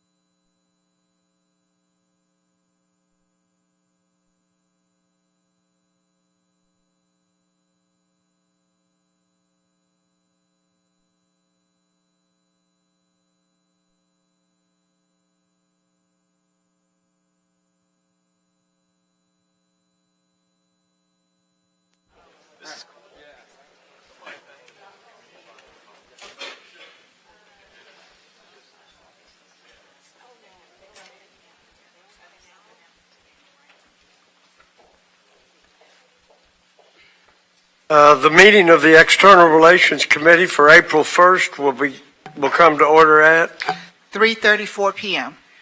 This meeting was called for the purposes listed on the duly posted meeting notice. The committee members are Trustee Lalu Davies, Eva Laredo, and alternate Cynthia Linton Gary. A citizen desiring to appear before the Board of Trustees shall complete the hearing of citizens form 24 hours prior to the meeting and file said application with Board Services. There are no citizens signed up to speak before the External Relations Committee today. We have one item coming before the committee, State and Federal Relations Report. This is a report item. No action is required. Dr. Ford Fisher will introduce the item. Thank you very much, Mr. Chair, members of the board. This item provides an update for discussion relating to state and federal relations activities and related policy considerations. And with your permission, Mr. Chair, Dr. Vermel Young, Vice Chancellor, will provide an overview and respond to questions. Dr. Young. Thank you, Madam Chancellor. Mr. Chairman, members of the committee, members of the board, thank you for the opportunity to provide a report on our state and federal relations activities, particularly as it relates to the interim session period. You will recall that the interim session period is that period that precedes the 90th legislative session. In this case, by way of executive summary, this work operates in part to inform the development of a legislative agenda that identifies key institutional priorities for the institution. It also addresses interim charges. The interim charges play an integral part in the work that we perform, and it also addresses federal funding, some of the items that come forth from that, workforce Pell, and key considerations in this matter would include understanding priorities of state leadership and identifying synergies to maximize the opportunity as we go to the 90th legislative session. Also working collaboratively to devise a proposed legislative agenda for the governing board's examination, review, and ultimately the desires to get the board's adoption on a legislative agenda that would guide our work in the 90th legislative session. And then, of course, we want to inform you about Workforce Pell. Workforce Pell is an initiative that was it started in at the federal government. It passed, and so we now have opportunity to see how that operates at the state level, and we'll talk about that particular initiative as well. The interim session period allows for the development of a proposed legislative agenda. It allows for examination of state and interim charges assigned by the House Speaker and the Lieutenant Governor. You may recall through the report, the weekly activity report in late January, I believe, the first round of interim charges were issued by the Lieutenant Governor. We placed that in the weekly activity bulletin, and it rolls over each week so that you can see the updated status where we are. And as of Friday, late Friday, we were able to incorporate the Lieutenant Governor's second round of interim charges. So we have a good reservoir of information to examine and start to frame and to put ourselves in position to develop a policy agenda. Our opportunities include identifying policy recommendations for the 90th legislative session. We can leverage our relevant internal and external expertise, and we do have that internal expertise through our subject matter experts, whether it's in institutional services, Office of General Counsel, institutional research, but all of our subject matter experts. Let me add also that we have developed a task force that's working on this initiative. Dr. Hodges, Dr. Burge is in the room. And let me also acknowledge Dr. Dejan Grigsby and the folks from the government relations area who've been diligently working on this particular initiative.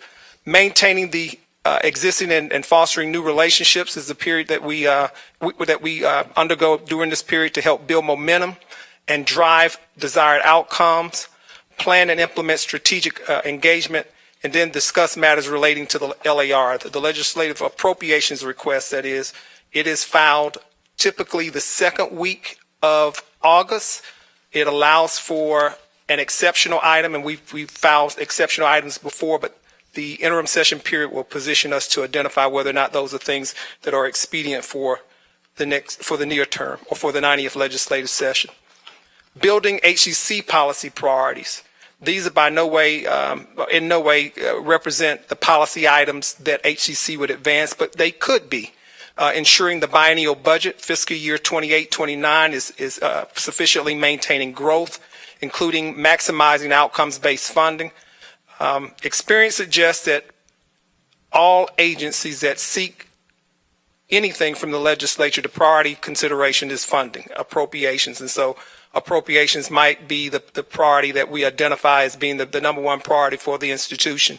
Optimizing student aid opportunities via the form of grants and other opportunities, JET, job education and training grants, optimizing those opportunities, informal implementation of workforce Pell. We'll talk about that a little bit later. Inform consequential tax legislation. You may see in the interim charges, both in the House and the Senate, there's information about taxation, rolling back the number of 65 to 55 to declare a homestead exemption. And so those may have implications on the institutions, so we'll have an opportunity to examine that. Promoting proficiencies in compliance reporting that provide better data. Of course, SB 37 that we've all been working diligently on requires reporting. Oftentimes we get mandates from the state, but no way to mitigate the costs associated with it. I recall seemingly the governor indicating that we should inventory all the things that we're reporting back to the legislature on and see whether or not we can minimize those. So maybe in an area of compliance, there may be some opportunity there. Might be something to consider and put forth as a policy agenda item. Elevating the artificial intelligence initiative, improving workforce education programming, and strengthening alignment between credentials of value and the dual credit programs. So these are potential items. They're not memorialized in any way or adopted in any way, just to get us thinking. Proposed association strategic priorities. The Texas Association of Community Colleges likewise works collaboratively to identify, develop policy agenda items, and these have come forward. They likewise appear in your weekly activity bulletin just to keep you abreast of what's happening. But formula funding and outcomes evaluate the implementation of 1786. You may recall that Senate Bill 1786 was the cleanup bill for HB 8 that brought about outcomes-based funding, devoting attention to the wage threshold, return on investment, and data use in the definition of credentials of value. Another item that they are contemplating is dual credit incentives and pathways, evaluating states' current funding methodologies, recommending strategies that would strengthen connection between credentials of value and the dual credit program. And then there's the workforce education grants and tri-agency coordination. I think last legislative session we had a policy agenda item that centered around workforce education grants. So ensuring that we get adequate funding for our students to promote student success is the intent. Next steps. Assess state interim charges. Let me back up and just kind of highlight for you, because the interim charges are the big deal. I believe that they help kind of set the tenor and tone for what's going to happen. We have in the House and the Senate two standing committees that we focus on. In the House, there's the House Appropriations Committee. That's where all the funding matters come through. Implementing appropriations bill. You'll recall that we had SB 1 as the foundational appropriations bill, so we want to make sure that adequate funding is in that bill. It likely will be House Bill 1 this time around. And then there was a HB 500 that promoted supplemental funding, $89 million, almost $90 million in that pool. Managing property tax relief would fall under that. Capital funding for TSTC. We note that in November of last year, Proposition 1, is my recollection, was passed by the voters, and it makes available $850 million for TSTC to operate throughout the state of Texas, principally advancing workforce types of initiatives. But that too will be part of the discussion in the interim session period. So we'll be hearing what's going on, what's not going on, where we might plant our feet. Workforce and economic development and appropriations, partnership between public higher education and the federal government. Then there's also the Higher Education Committee. That's the other committee that we pay close attention to. SB 1786, that's again the cleanup bill for HB 8 that gave the statutory definition for credentials of value, fee waivers, enrollment trends, increasing credentials completions, workforce Pell. And then in the Senate, our two primary committees, standing committees, are Senate Finance and Higher Education. In the Finance Committee, Senate Finance, property tax cuts, I mentioned homestead exemptions.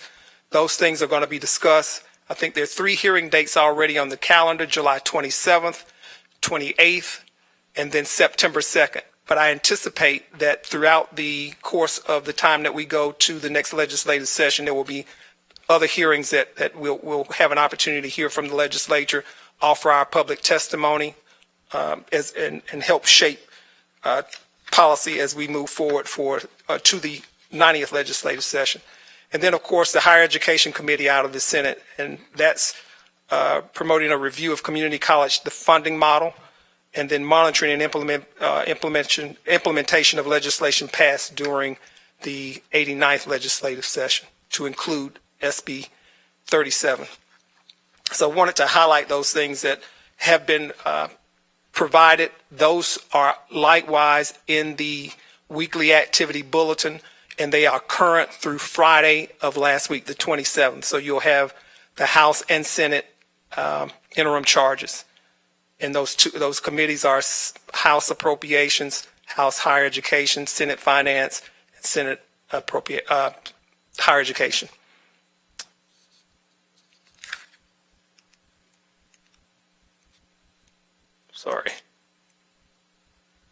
So our next steps, assess those state interim charges, some of which I mentioned, collaboratively engage with relevant stakeholders to include our subject matter experts in the room and others, positioning HCC subject matter experts to timely provide feedback that allows us the time to bring it to you for your consideration and your thoughts, finalizing a proposed HCC policy agenda, and then seeking the governing board's input for agenda adoption would be the request.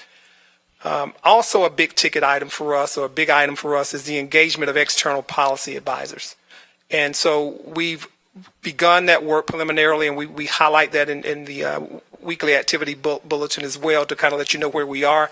We're talking with procurement to identify the appropriate means by which we can seek out policy advisors. And so we're developing that. We're developing a scope of work, what that work looks like. Do you have experience doing appropriations? Whatever those things look like, we will work with our Office of General Counsel. We'll work with the procurement department to kind of lead us in that effort and then bring that back. But just wanted to let you know that we were dutifully working on that to identify people who would assist us in our efforts in the Texas 90th legislative session. And the rationale for doing all this is to optimize the opportunity to successfully adopt and advance an HCC policy agenda during the course of the 90th legislative session. On federal relations, appropriations and grants. So for the fiscal year 27 period, the House met, the Senate followed, but there's no forward progress on fiscal year 27. We do, however, have a continuing resolution for the fiscal year 26, and I suspect you're keeping up with this during the news is giving us a lot of attention. The continuing resolution continues to run the federal government. HCC also submitted a community project through our grants department, a community project funding request. You may recall that no longer are earmarks available. There's a moratorium on those since 2008, I believe.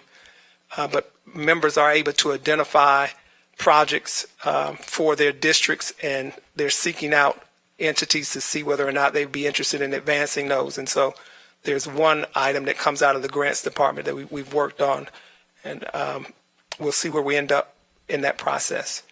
Congress passed the Workforce Pell Initiative, and that's the federal government, and Workforce Pell is effective in Texas on July 1st. The findings indicate that the state will implement this program.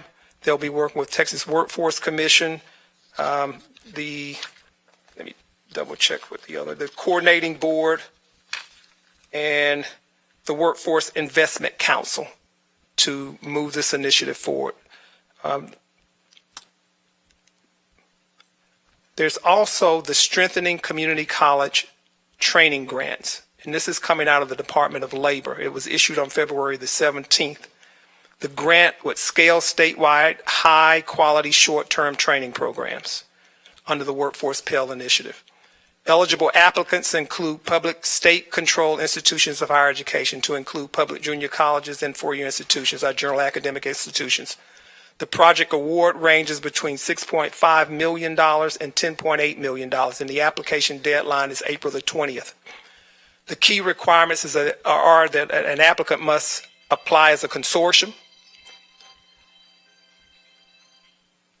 An applicant must apply as a consortium, and the consortium must include 50% of the community colleges in the state of Texas, 25. And to date, I think we have 30 community colleges that have affirmatively jumped into this initiative. The lead applicant must be a community college. The project must be supported at the state level to include consideration by the governor's office. Only one project per state is funded. So my intel suggests that the community colleges are talking about where we might be able to work collaboratively on an initiative like this, noting that it's statewide and may present some complications. Not everybody's always doing the same thing, and we're a big state. We're talking with other states who are maybe a little further down the road on this, but we made our numbers this, I guess the week of spring break, we had the policy call and we were at 8, the number 8 community colleges, and of course now we're up to the 30. And so we're making progress in identifying what the opportunity is for the consortium to move forward with this particular initiative in consultation with TAC and the governor's office. And this is our timeline for the work that we seek to perform that that devises a legislative agenda, brings it to the ERC, and ultimately to the board for adoption. I'll pause and answer any questions of the committee. Thank you for the opportunity to share that information.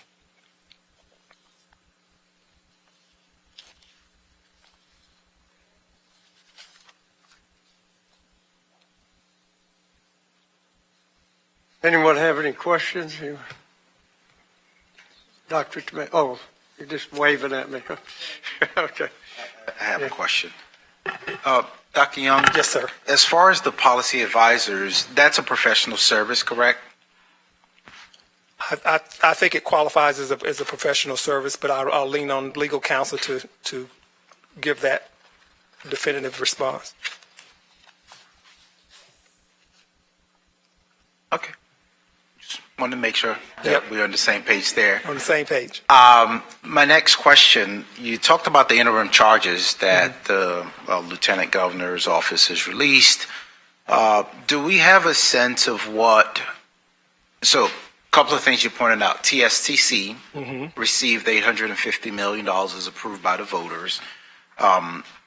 There's a decided effort, it appears, from the legislature to further reduce property taxes, which I think is awesome as a property owner. Yes. And that homestead exemption from 65 to 55. I'm not close to 55 yet, so that ain't really tickling my we're on our fancy. way, But I think in light of as we as an institution move forward and we have more deliberations about our budget and how we think about things going forward, Bob McCracken didn't slip me a $20 bill earlier, but for his sake, I think it's important that we understand that the legislature is looking at ways to further potentially curb the base from which we tax. I think that's an accurate statement. Effectively. So I think that I just urge the board and colleagues to be aware of that. And as you kind of continue to bring these presentations to us at this committee, it would be helpful to understand what we think the likelihood is that homestead exemption cap might be raised, or what other adjustments might occur with property taxes going forward. Just kind of illuminate that, at least from the leadership, you got that out of the Senate and in the office of the governor to drive that initiative. So that gives you some sense of where we are just starting out the gate, that there's a leaning for reducing taxes in the community. Absolutely. And with TSTC getting this windfall, there have been a lot of conversations around sort of where our service area boundaries are, especially in those outer edges of places where we provide services. And, there's a strong sense that TSTC has demonstrated interest in some of those areas. And I think it's incumbent on us as an institution to be keenly aware of what investments we might need to look at making for the future, taking more of an offensive, preemptive posture rather than a reactive defensive posture if others start encroaching within our service area. But thanks. Thank you very much. Appreciate that. Those notes Good are taken. comments.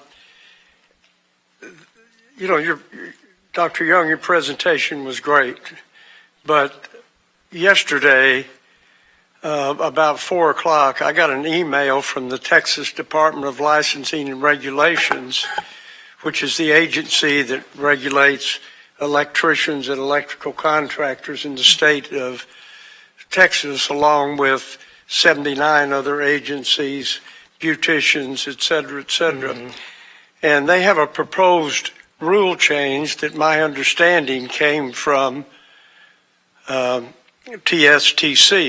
Mm-hmm. And that rule change is that electricians will no longer have to have 4 years in the field before they take their journeyman's exam. But if they go to take this special class at TSTC, they can knock 1.5 years off of it, and all they're going to have to do is have 2.5 years in the trade. It's on their website, and it's a proposed rule change, but it's obvious that we're being outmaneuvered by TSTC, and they're lobbying with the state, and they're getting funds, and they're outmaneuvering every community college in this state. And one of the reasons they did what they did, in my mind, they did what they wanted with this proposed rule change is just to get them more students. And they're using in my mind again, a government agency, a state government agency, to manipulate what's going on and how they can get more students to come to their schools. And it's at the detriment of electrical safety and in this state. And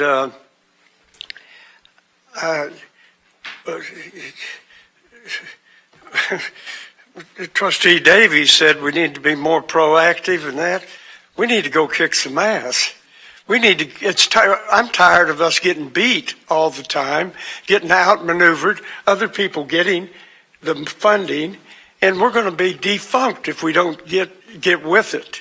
And it's time that we quit playing nice, quit sitting around here and on this board, and we need to get some lobbyists that can make a difference. We need to start making inroads with Dan Patrick, Paul Betancourt, and other legislators, and we need to get the rest of the community colleges in the state to do the same thing, or we're just going to slowly be eaten up by TSTC.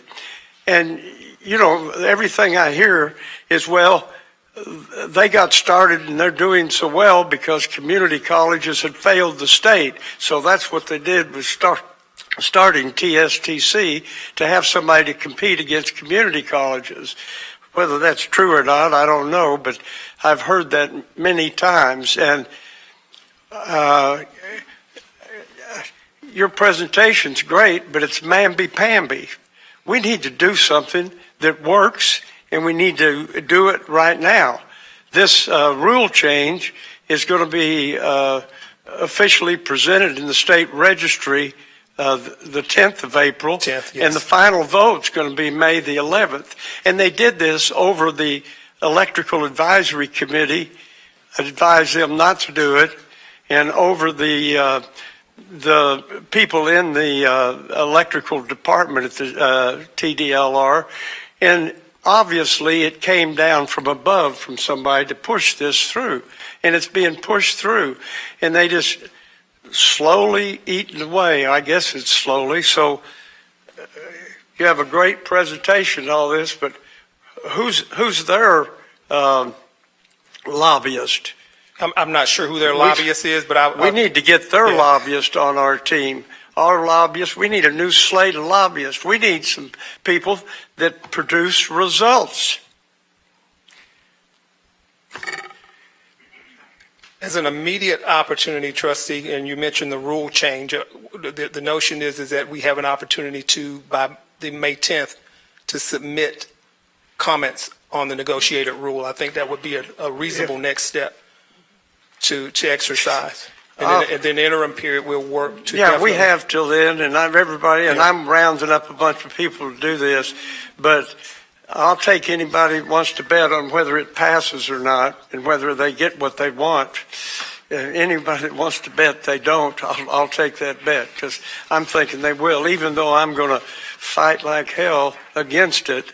Yeah. And this is my occupation. I understand.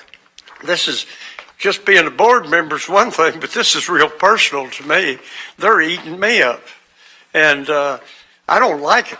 And just a little intel for you prior to our post our conversation. I understand that there may be some opportunity to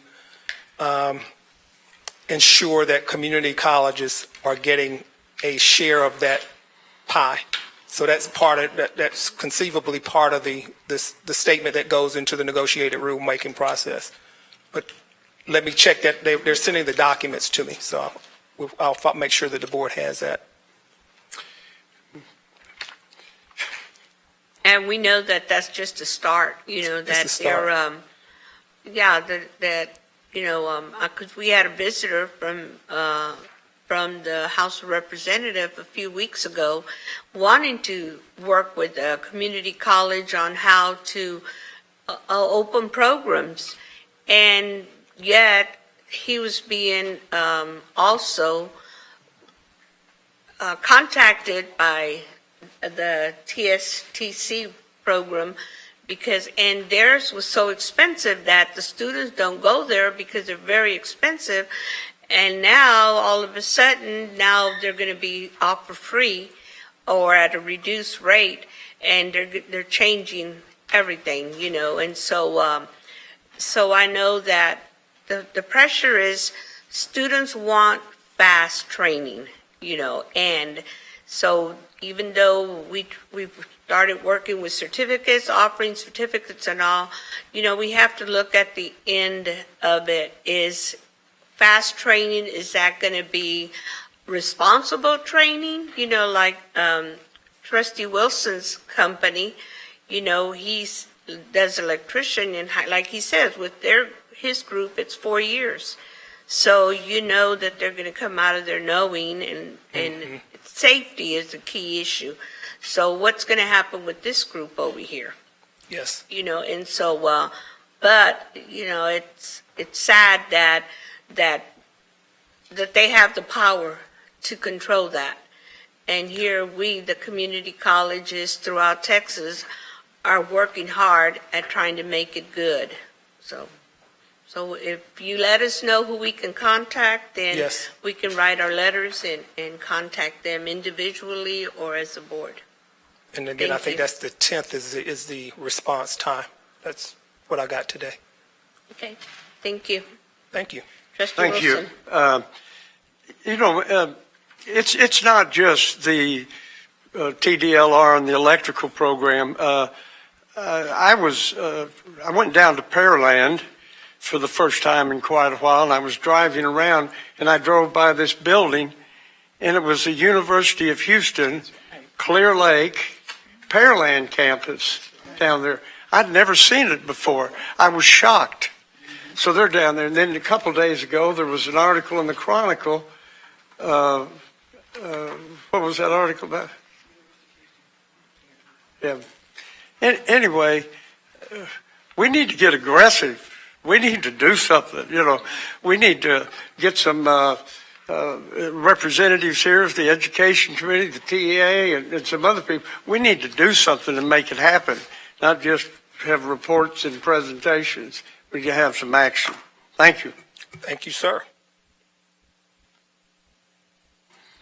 Just wanted Trustee to, thank you, Mr. Chair. Just wanted to add some fuel to that fire. Two things. One, I know we've got, it says on the timeline on the last slide that we've got legislative appropriations requests that will be submitted in August. It would be incredible, and I think this is the plan, but if we could get a bit of a briefing on our work, our intent to engage with community partners, both industry partners and civic organizations like the Medical Center, for example, or our big employment partners, to start building those joint submittals earlier so that we have allies going into the legislative session. Yes. So it'd be great to hear an update on all the work we're doing on that front. Again, we don't want to go into session in January and be a solo voice, or just a group of community colleges. Having that support from the community and the business community in particular, that we show up and deliver results for them, is going to be critical. I think also, given TSTC's focus on short-term credentialing, I would love to hear more about our plans to roll out and advertise Workforce Pell.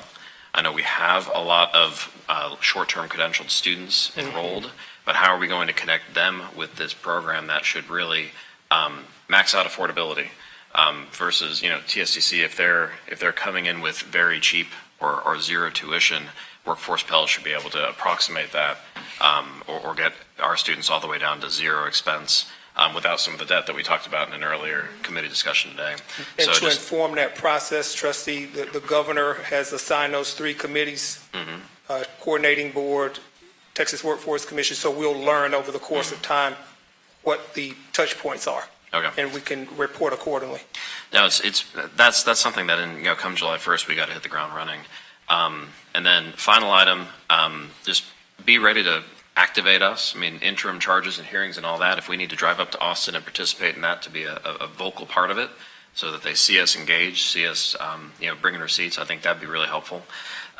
Good to see that Senator Betancourt is going to be the chair. I think I saw that announcement of the Higher Education Committee, so it's a friendly face who's and familiar on finance, with us. Senator Joan Huffman.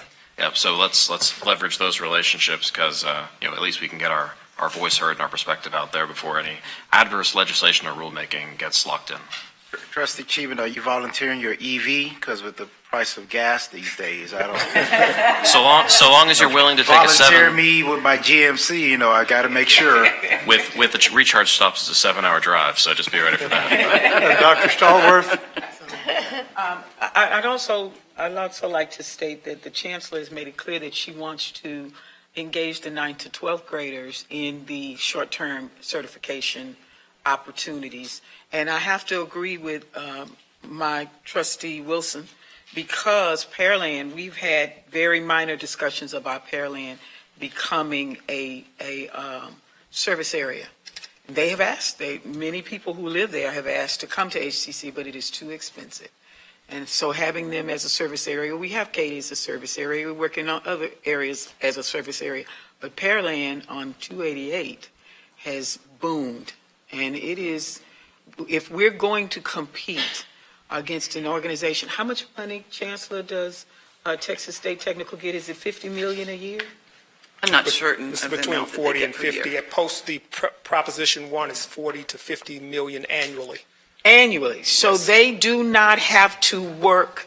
They do not have to have They don't levy certifications. They taxes. do not have to have completions. They are fully funded. You got a rich uncle? Yeah. And so here we are with the requirements that it's like the charter schools against the ISDs.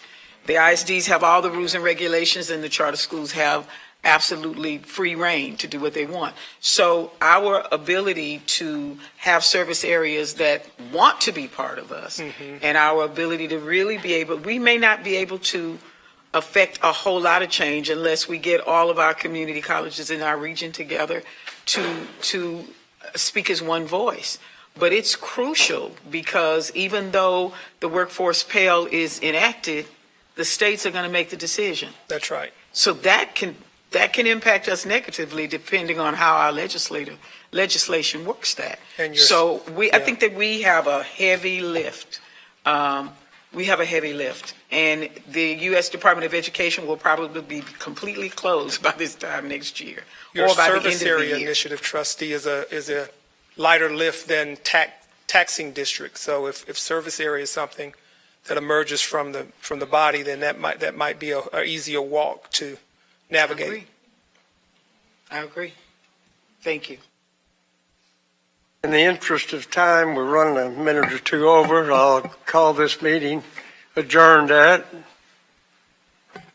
4:09 p.m. Thank you, Mr. Chairman.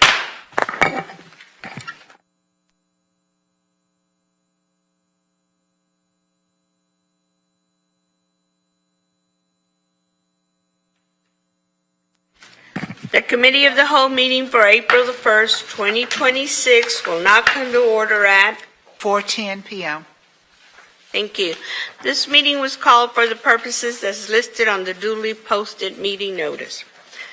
Today, we want to pause to recognize that April is Community College Month, a national campaign that spotlights the vital role community and technical colleges play in driving workforce development and expanding economic opportunity. Houston City College is joining institutes across the country in celebrating Community College Month, led by the Association of Community College Trustees. #CC Month is a yearly grassroots initiative that raises awareness about the value and impact of community colleges nationwide. The 2026 campaign theme is the smartest first step, the strongest next step. Again, the smartest first step, the strongest next step. So #CC Month presents a great opportunity for us to highlight our students, share with our communities and business leaders why public support is essential and how HCC is aiding in meeting the needs of our students and communities. So let's share the highlights of all the great initiatives and success of HCC during this month. Thank you. A citizen desiring to appear before the Board of Trustees shall complete the hearing of citizen form 24 hours prior to the meeting and file said application with the Board Services Office. No citizens are signed up to speak before the Committee of the Whole. Topics for discussion and/or action. Ooh, y'all are so quiet out there. Is there a motion to approve item A, monthly investment reports, financial statements, and budget reviews for January and February 2026? Moved. Second. Thank you. It has been moved in second. Before we move on, I'd just like to say welcome. It's good to see the whole board here today, so thank you for coming together for this important meeting. It has been moved in second. Dr. Ford Fisher will introduce the item. Thank you very much, Madam Chair, members of the board. This item is recommended to you for your consideration to accept the monthly investment reports, financial statements, and budget review for January and February 2026. And with your permission, Madam Chair, Vice Chancellor McCracken will provide an overview and respond to questions. Thank you. Thank you. Good evening. So this is the monthly financial reports for both January and February. Both months are in your packet. For comparison's sake, when you think about February, we are now 6 months through the year. But as you know, our income and expenses is pretty lumpy, so most of the line items won't line up exactly with that 50% mark. We continue to project that we will end the year well ahead of budget in terms of both revenue and slightly below in terms of expenses. And I'd be happy to answer any questions. Trustees, any questions, comments? Trustee Sheehan. Your variance code A caught my attention, that our HBA performance is so strong that we're going to be above budget potentially on that revenue stream. Just curious how much above the old project we could be. I want to say 3 million, but there's a slide in the budget deck that we're going to get that has the exact number, so let me hold that. But just a comment on that is that the February payments from the state were effectively shorted because overall, the outcomes from community colleges across the state, including us, exceeded the projections of the state. And because it exceeded the projections of the state, it exceeded the amount of funding that is available from the state. And so they withheld kind of the additional dynamic adjustment that we would normally get in February. So where that exactly ends up, we still think we're going to be above budget. But when we talk about budget for next year, we actually are holding that number flat. While we think we're going to do better, we also think the state's going to continue to tweak that formula to hold funding essentially flat. Thank you. Thank you. Is that because they gave it to the neighbor down the road that we were talking about previously? Trustee Wilson? I've got a question. Yes, go ahead. See, the tuition and fees, we've still got the summer to add to that number, correct? Correct. We're going to be over budget on tuition and fees. You have a... There's a slide in the budget deck. I'll have the exact number for you. Okay. We'll be there. Well, how much is usually in the summer our tuition and fees? I don't 20 have that million, number. 30 million? I'm not sure. I Okay. don't have that number. Thank you. If there's no other questions, then we're ready to vote. Oh, I'm sorry. I didn't see your hand. Question? Mr. McCracken, it's just a general question about where we are in terms of our unrestricted revenues from our local generated revenues, more specifically the investment of our unrestricted cash. We've watched sort of the weighted returns be on a steady decline. Over the last month, the 2-year Treasury bottomed out around March 1st, probably peaked around March 27th at about 3.98, which exceeds what we're currently generating. How closely are we looking at those macroeconomic or geopolitical dynamics and paying close attention to where we are in our investment portfolio relative to opportunities to try to... That's a good question. So that rotation between kind of short-term and long-term makes a difference. And so we actually just met with our investment advisors. We're at the point in the year where kind of our cash reserves are at their peak, right? Because we've received the tax revenue, we received the bulk of fall and spring tuition, and so we're kind of at that high point, which does give us some flexibility in terms of what we're investing in.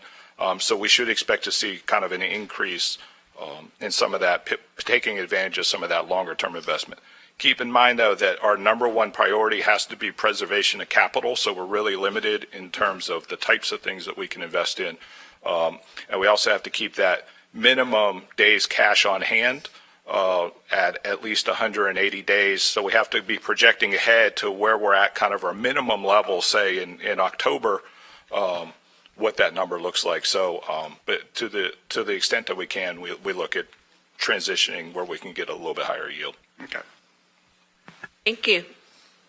Any other questions, concerns? Okay, seeing none, then we're ready to vote on item A, monthly investment reports, financial statements, and budget reviews for January and February.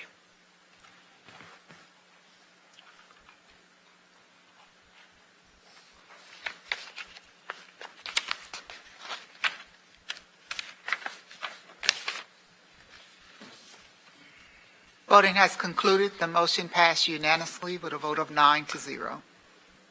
Thank you. We'll move to item B, budget workshop number 3, overview of FY 2027 operating budget. This is a report item. No action is required. Dr. Ford Fisher will introduce the item. Thank you very much, Madam Chair, members of the board. This item is presented for discussion in budget workshop number 3 to review the preliminary operating, auxiliary, restricted, and capital and technology budgets for fiscal year 2026-2027. And with your permission, Madam Chair, Vice Chancellor McCracken will lead the discussion and respond to board questions. Thank you. Good evening again, and thank you for the warm-up in the last committee hearing. I think it's a good lead-in to some of these budget discussions. So just in terms of where we're at, again, this is the April budget workshop. Our hope would be that what we bring you in May, essentially it looks like the final budget, and so this is really the feedback we received today is going to result in some changes that we bring back in May, and hopefully we kind of have it nailed at that point so that what you see in June looks really familiar where we ask for your approval. just as we talk through the revenue, I want to kind of lay the foundation in terms of, we know that we have three primary sources of revenue, and we're really constrained to a large extent on all three. The governor has put out a request that colleges not increase tuition and fees. I think this is the second kind of legislative cycle that request has gone out. We also have the discussion around property tax and what property tax is going to look like, with the big emphasis on property tax being ultimately limiting expenditures, whether they do it through expanded homestead exemptions or they do it through kind of a revenue cap. Like right now, our revenue cap is an 8% before you have to go to voter approval. They could drop that to a 0% or a percentage that equals population growth or some other low number. It really kind of caps what we're going to end up doing kind of over the long term. And so as we're talking through kind of the revenues, we tried to factor that into the scenario that we're presenting, and we'll talk about that as we go through. And so this first section on revenue is about the outcomes trends that we've seen. 24 is actual, 25 is actual, 26 is the most recent projection from the state of Texas coordinating board. 27 we kept flat. This really just shows the breakdowns of those appropriations or those outcomes that we're going to get. Again, we do expect to do better. There will be movement among these, but from kind of a planning perspective, we assume that overall state funding will essentially be flat. If it comes out higher than that, that would be a bonus. We also kind of break that down in terms of the different locations or areas. Again, you see us an increase in 26 up to 76,000 or 76 million. I'm sorry, we just held that flat for 27. There was also a lot of discussion about the technology fee and kind of the impact of reducing the technology fee, what that technology fee is utilized for. And so we really kind of went back and dug through that. I will tell you, in this budget, we are reducing the technology capital budget by a little over $2 million. But essentially, this chart is simply showing you where that technology fee is going. And this is going to support all of that kind of IT infrastructure, anything from software subscriptions and licenses to the equipment and the infrastructure behind the scenes. You see that in the FY27 budget, that portion of the fee is $30.5 million. And so if you reduce that in various combinations, that's the number that you're cutting into. When we model different scenarios, essentially what happened as we lowered that tech fee is that we ended up having to kind of make up the difference for these expenses from fund balance transfer. And ultimately, we're recommending not lowering the fee given the ongoing cap as it relates to tuition and fees combined. The fear being that if you lower the fee, you may never be able to raise it, and your tuition and fees may be kind of permanently capped at the lower level. We have a similar concern as it relates to tax revenue. When we look at the 6 largest community colleges, 4 of them have a higher tax base than we do. The only one with a lower tax base is Alamo. All of them have a higher tax rate, which means that ultimately all of them are generating more tax, ad valorem tax annually than we do. And again, as that number gets constrained, we are probably kind of baking in permanently that, I'll call it a competitive disadvantage relative to those peers. So we're not recommending a reduction in the tax rate. In this budget, we're actually holding it flat and just moving the decline from the INS or the debt rate over to the M&O. Tuition and fees? Excuse me. Yes. On that note, we also need to look at the end of the year. We have excess, so we always bring it over as extra revenue. So let's see how we can help the students. If we help them out, how are we going to help them with the overage? We need to recycle it and bring it back because it's theirs. It belongs to them.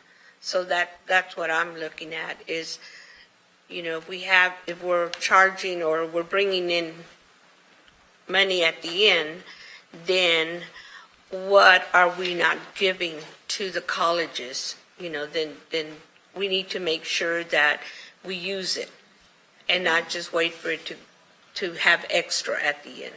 Correct. And I agree. Yeah. We have two kinds of extra, I guess the way we think of it. We have extra that comes from underspending in some area, and that is extra that the chancellor can reallocate out of the existing budget. So for instance, we just reallocated some funding or some funds to support instructional equipment for a program expansion in one of the workforce programs. So we have a new program coming, or not new program, but an expansion in the number of students, and so we were able to do that out of existing, kind of spend the dollars that were made available through the expense side of the budget. We also have the revenue side of the budget. We can't spend that without board authorization. And so as we go through this, we are going to have some excess revenue that exceeded the budget. We're going to bring a budget amendment to you later this budget year and ask to have that money reallocated, and certainly reallocating that to things like scholarships or areas to support students is one of the things that can be done with it. Thank you. So, Trustee Wilson, you had asked the question in terms of tuition.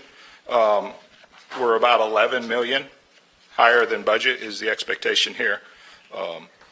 Our total fees, we expect to be about 5 million over. And then when we look at the overall, with the exemptions and waivers, because those are also higher, because a lot of our dual credit students, as you know, have the waivers, and so we've had a big increase in dual credit. Our net out of all of that tuition and fees net is going to be the 148 minus 137, so it's about 11 million.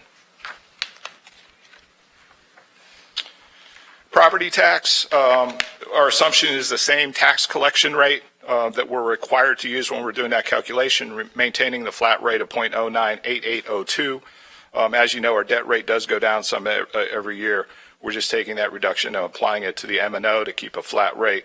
We do expect that will generate roughly a 3.2% increase in overall revenue for about $8 million that's available for operations.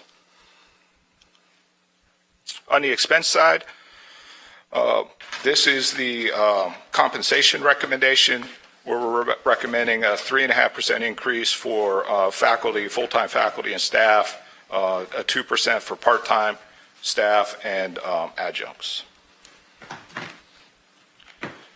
When we look at known commitments, we're going to look at the known commitments in a couple of different ways. So these are things that we've already agreed to do, essentially, and what you see is a big emphasis on faculty again. We know that as the number of students has gone up, there's been an increased demand for faculty.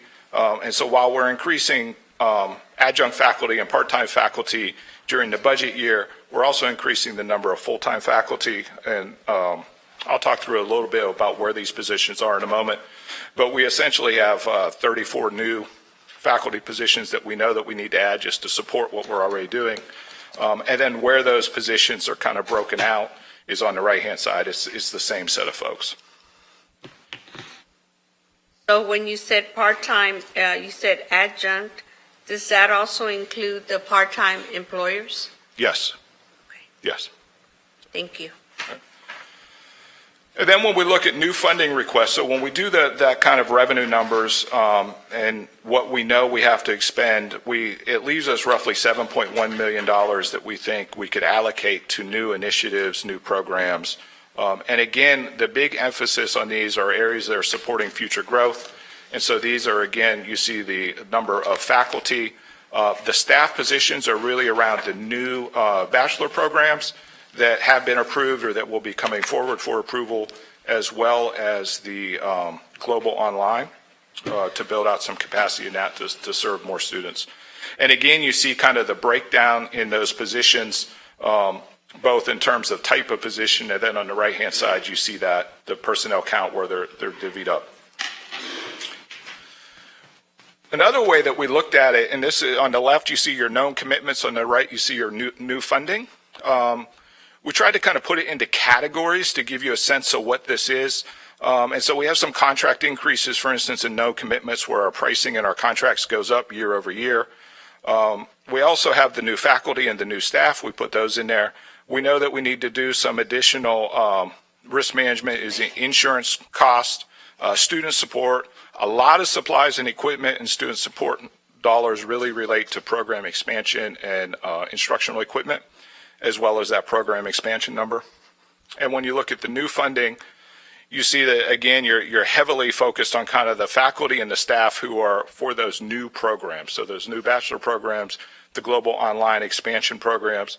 And then you see an emphasis on what we're calling institutional experience and student experience and instruction. So not just the faculty who are teaching the courses, but also the condition of the campuses. Some of those campus aesthetics items are included in that, where we can do some things to spruce things up without spending huge amounts of money. But some of those items are effectively on the deferred maintenance list, but really far down the list. And so we're kind of pulling some of those items off of the bottom that we think will have the biggest impact on the aesthetics of the campus for the students. I will talk just briefly, because I did get a question. I need my glasses for this. I apologize. For the new staff. So when we look at the 35 positions, I'm going to kind of zip through the list a little bit quickly, but it's essentially it's ones and twos. So we need a new, for faculty, air conditioning, artificial intelligence, 3 in automotive technology, 3 in biology, 2 in biotech, 1 in business, chemistry, computer programming, computer systems, construction, diagnostic, engineering, English, fashion design, government, health information, healthcare, heating, mathematics, pharmacy, physics, radiology, surgical tech, and then temporary full-time assignments for those. Those are kind of floaters that Dr. Perez and her team will assign as the year goes on. The point of that being not the specifics, but it's really kind of an across-the-board. Part of the process of determining that was that the presidents went through, and then they worked closely with Dr. Perez and her team. They looked at the course enrollments, they looked at the class sizes, they looked at the number of students, they looked at the distribution of faculty, the number of overloads, and all of those kinds of things to come up with that number. When we talk about the new positions, you have a lot of them are student services related positions in global online. We also have some COE positions that include surgical tech, sonography, medical records tech, anesthesia, COE engineering personnel, emergency medical services, and then another heating, air conditioning, refrigeration person, and some folks in artificial intelligence and the new business management or project management bachelor's degree. I'm sorry. And then when we talk about technology and deferred maintenance, this budget has those funds, again, coming out of the operating budget side. With the technology replacement plan is trimmed down from the previous year. We still have the $15 million in deferred maintenance as kind of our baseline.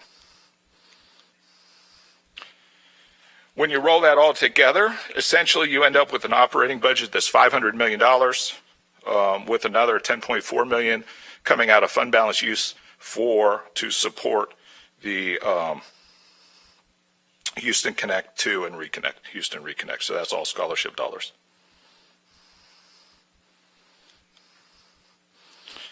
This is simply another kind of look at it in terms of where those revenue numbers are coming from, what your big operating expenses are. Again, it's the same numbers as on the previous slide, just presented in a different format. And then we have the non-operating budgets. No significant changes in these from the previous month. These are generally your auxiliary budget, which supports kind of your leasing activities, your capital and technology plan budget. You see the IT request. And I want to talk a little bit about contingency plan. This budget assumes a 5% increase in tuition and fees. And historically, we've kind of done a 4%. I think we've done a 3%. We modeled a 4, a 5, and a 6. We feel comfortable with the 5%, but we also recognize that while over the last several years, we've well overshot the projection. So we think we can be a little bit more aggressive. In the event that those numbers come in lower than that 5%, we do have some levers that we can pull to kind of adjust during the course of the year. And these last couple of slides are just an example. This is very similar to the contingency plans we were doing last year. when there was so much uncertainty. But those same kind of things can still be implemented if what we find is that our projected revenues are coming in short. That doesn't mean that we're necessarily going to have to reach into fund balance. It does mean we're going to have to make some adjustments. And with that, I will answer any questions. Yes. Page number 16. Okay, on the right-hand side, it looks like the division getting the most growth is the Chancellor's Office, is that right? 2.1 million of new requests?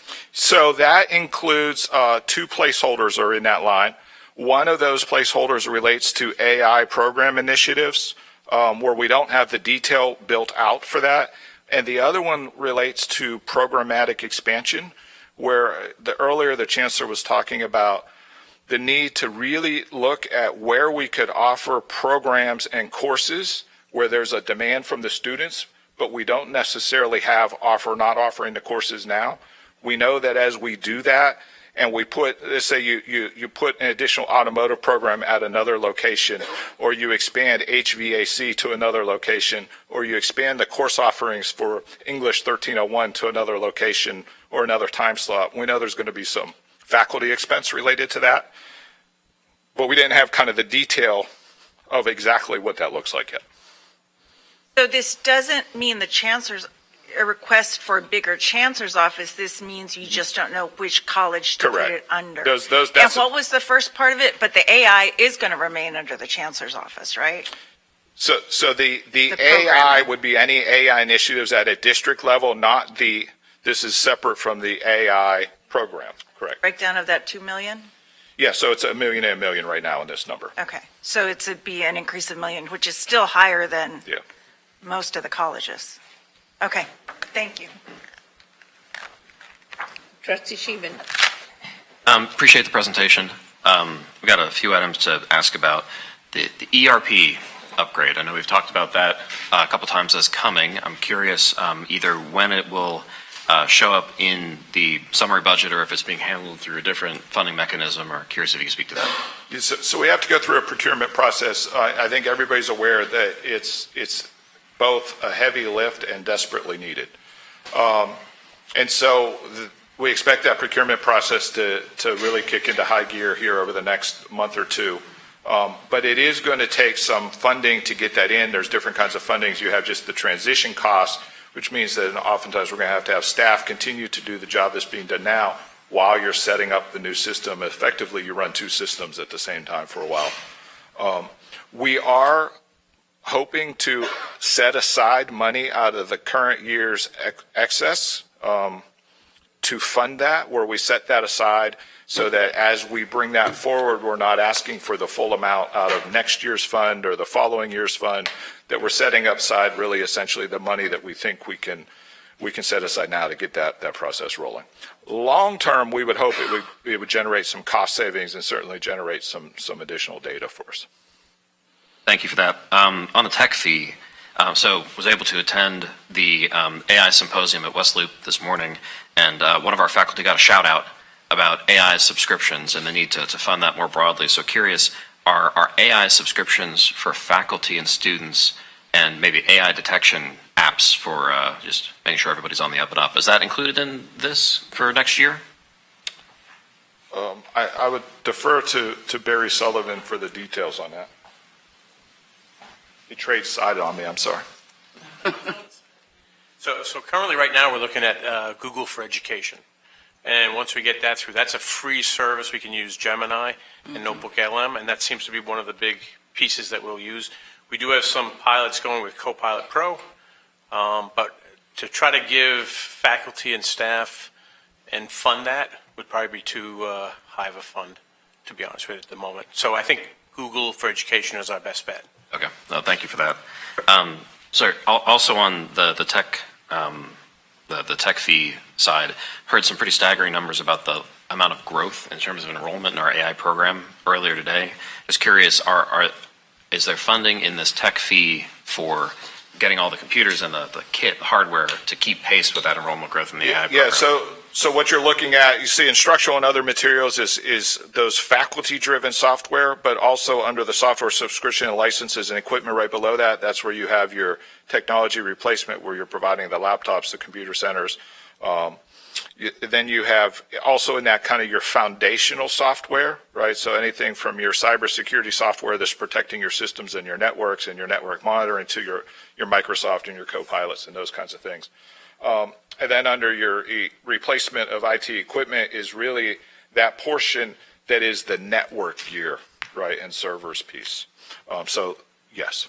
No, thanks. I think as we get further into this, it would be helpful to highlight kind of what an aggressive expansion case for the AI program would look like, and just to make sure that we have the funding covered to keep pace with that expansion, because it seems like, I mean, we're growing by leaps and bounds and exceeding our expectations every year. Final comment, contingency plans. I appreciate that you have downside contingency plans. One trustee's opinion, I think we need upside contingency plans as well. You've mentioned that we've held HB8 funding flat and there could be an unlock there. I think we got a 5% enrollment increase. If we're going to go into a bit of an economic down cycle, we're probably going to see more upside enrollment than that. So let's see an upside in terms of tuition and fees. I really don't want to end up in another situation like we did this year, where we felt compelled, given our very pessimistic assumptions, to max out property tax increases, only to find ourselves with a massive surplus, and then we felt compelled to continue on with it. It'd be good to have board alignment of what happens on the upside as well as on the downside. Bless you. Thank you. We can do that. I was going to piggyback on Trustee Cheever's question to Mr. Sutherland. I know Bob McCracken spoke a little bit about the ERP. Is there some more context you can give us about that? So we're in the process of doing an RFP right now for an ERP. We're going to make it so that, and we have a new person starting today. Can you speak into the mic? So we have a new person starting today in procurement that's going to help us draft up the RFP. But our plan is to put out a RFP for an implementer to supply the software as well as the implementation. And then we'll come back. Once we can analyze that, hopefully maybe have that out by May 1st, so that we maybe can start looking at that in July, and then maybe have a plan to come back with maybe the top 3 vendors and have them do presentations to a committee, and then eventually present that to the board. I heard Mr. McCracken mention that, separate from the ERP, a $2 million reduction in the technology request. How do you feel about that? I don't know. I'll have to work with that. There are some savings that we can do by renegotiating some of our contracts, our current contracts. So, for instance, when we renegotiate our Microsoft contract, we can probably save $100,000 there. So we might be able to find some of that money. I don't know if we'll find the full $2 million. I don't know if I'll have to look and see where we are with it. I don't know what the plan was last time, other than what we had purchased. I know we purchased some things that we won't be repurchasing. So, for instance, the network equipment, we've got most of that in. We have new servers we purchased that was approved by the board. So we don't need those moving forward, but we'll still need to do the laptop upgrades and keep that recycle going. Otherwise, we could end up with a position where we were in several years ago, I guess, that we have old equipment trying to maintain new software. Then on the deployment of AI through the system, I know you just talked about Google as a service with Claude. Google as a student? No, it's Google for Education, so it's Gemini and Notebook LM. Okay. And that's a free service. It connects, so what it does is it allows any staff member, faculty, or student to use their HCC email to log into Google and be able to use the Google Notebook, Google Gemini. Stays inside our tenant. It's got guardrails. And University of Houston turned it on for their institution about 2 or 3 weeks ago, and we're kind of following up with that. We have a meeting Monday to try to finalize our Gmail account tenant, and once we get that ready to go and legal has approved the contract, we'll be able to turn it on for everybody. Anybody with a hccs.edu email? Okay. Just making sure. They'll ask if you're faculty or student. You have to say admin. Asking for a friend. No, I know because I tried. So, beyond that service and its availability, if we're thinking about, because HCC, one of the hallmarks when I travel now, we could talk about what we're doing in AI and people are excited about that. And I feel like we don't want to lose that momentum. So if we're going to not maintain but stay ahead, how do we feel about the resources? I think Bob McCracken just talked about $1 million being available to deploy. Is that really sufficient for us to stay ahead? To be honest with you, I really couldn't answer that at the moment. If we were going to provide, like you asked about if we were going to provide a license for every single person for various, AI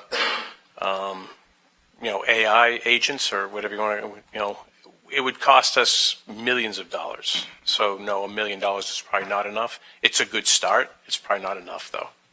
Okay. I just think as we continue the conversation, and I know we have our new expert,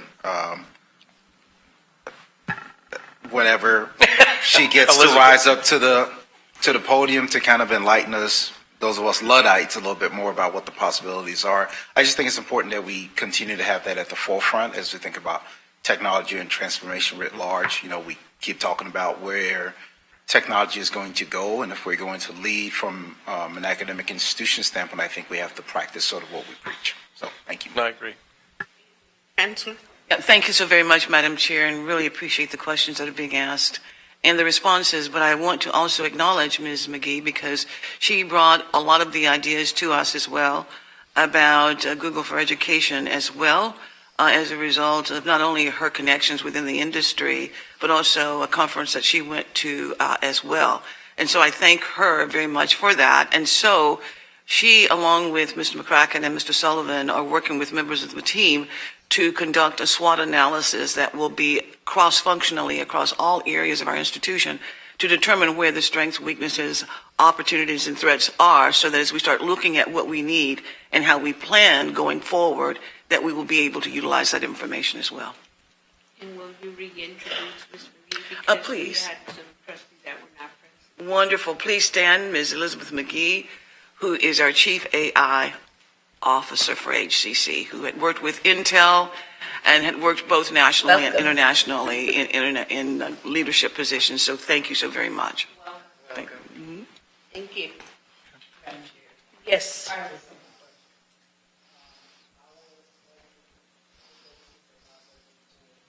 Mike, please. The basis of our budget for students attending, what's the average number of students per classroom? Dr. Warren Hertz can help me out, but I want to say it was 20 point, the average class size. Average class size. It's 19, that's what I was going to say. It's 19.5 right now. So that's an issue. If we are going to better manage our resources, that's an issue.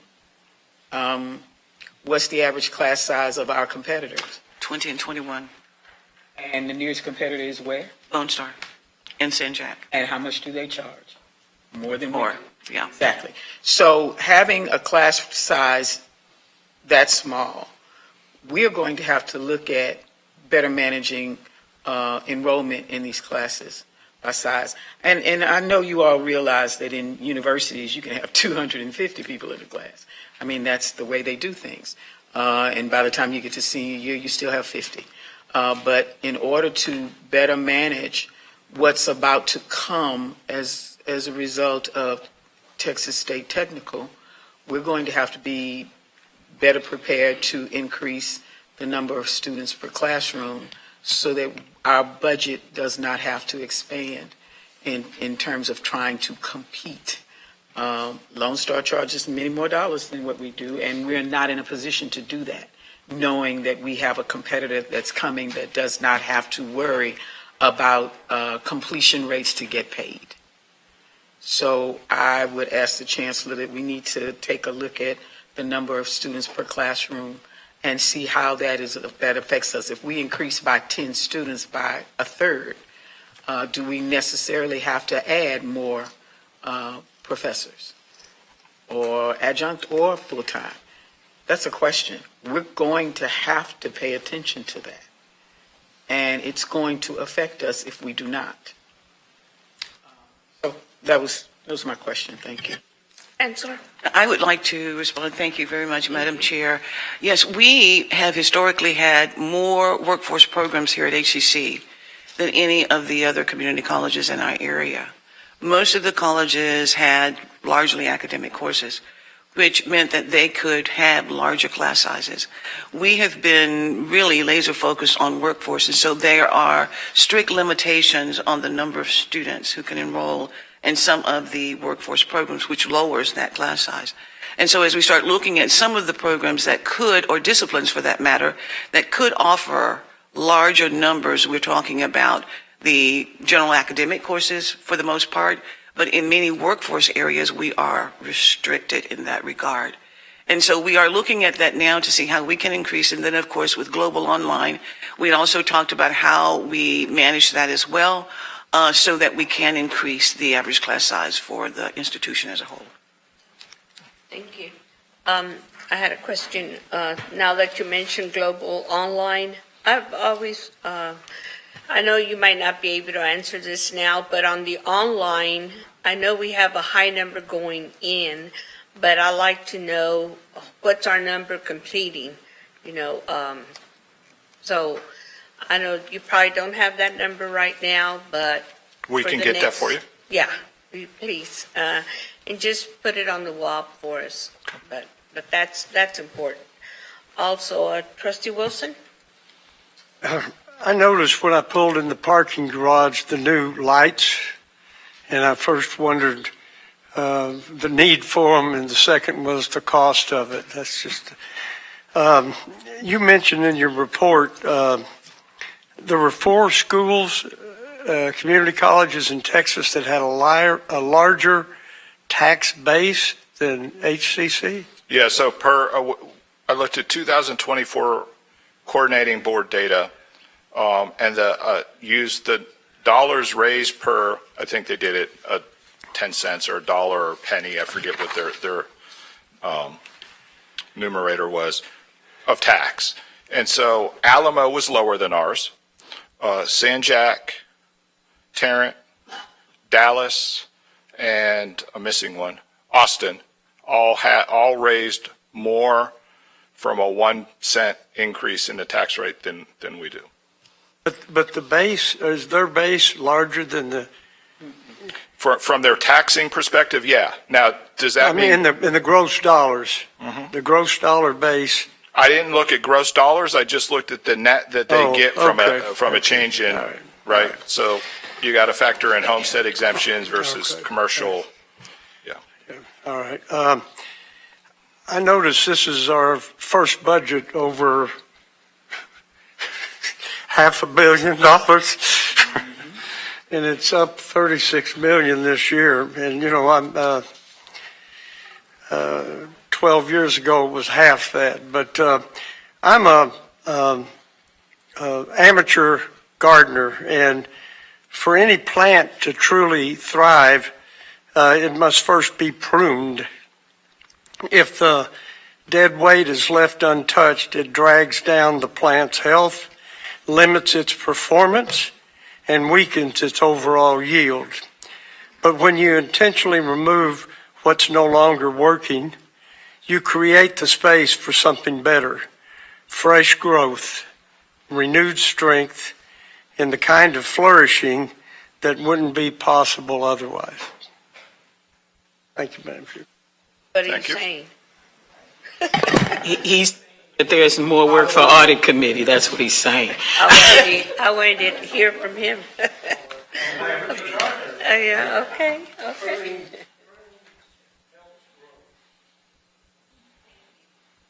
Any other questions, comments, concerns? No? Okay, thank you very much.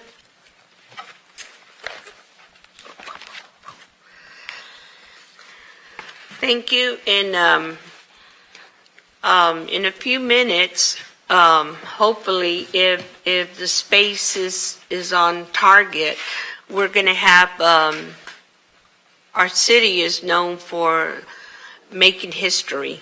So I know we're going to go into closed session, but I want us to, wherever we're at, that we stop and see history in the making when the shuttle takes off. So I don't know if it's still cleared for on target, but I have to share this story with you because being in Houston, yes, we're all into space and we take pride in it, but one of my neighbors, she works at NASA and does research, and so and you never can tell by the cover what the person does. But so she was really excited yesterday because I saw her. She was all dressed up, and she's usually in her jeans and T-shirt. And so she said she was part of this project, and she's doing research, and her husband's a writer, and so they're very connected to NASA. But then when I was watching TV yesterday, because by the way, congratulations to Goya on their 90th year, and HCC, we gave them a certificate of acknowledgement of congratulatory, and they were very, very thankful for that because they've always been our partner.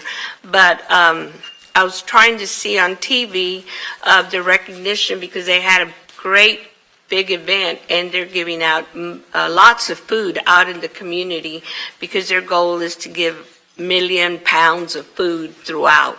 And so yesterday they were packing it up. So I'm hearing the TV, it's Telemundo, and I hear someone talking, and they said, and so this gentleman is giving the background of what's going up in space and how it came about and what they're working on and all that.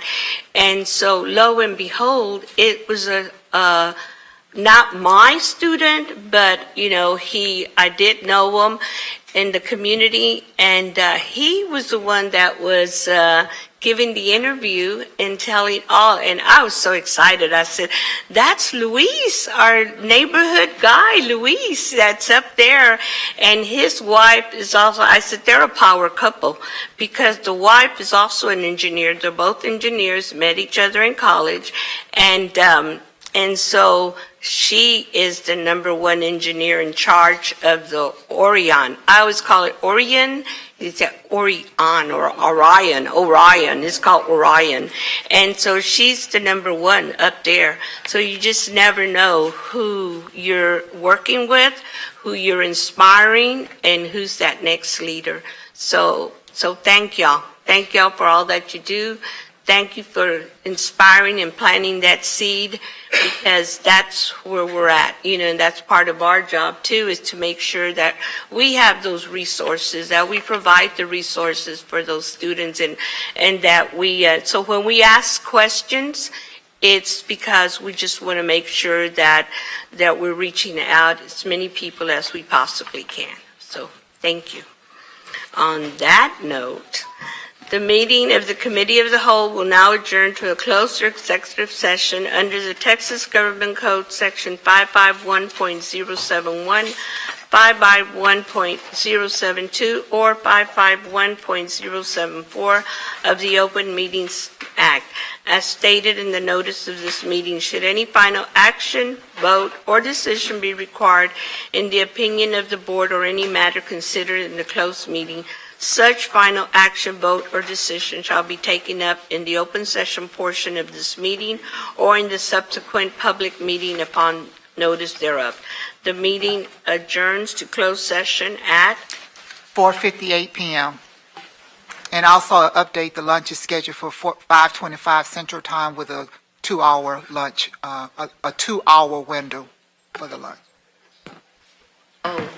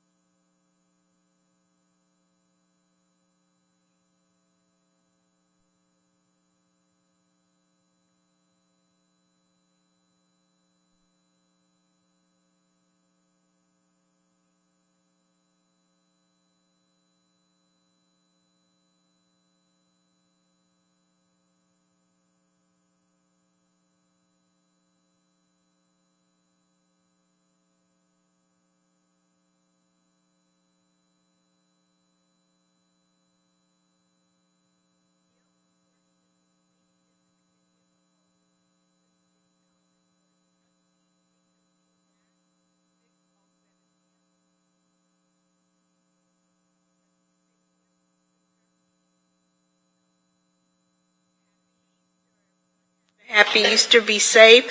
The meeting of the Committee of the Whole is now adjourned at 6:08 p.m. Oh, good. I wanted it to be one.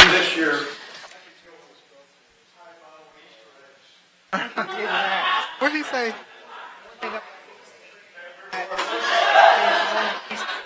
Why is that?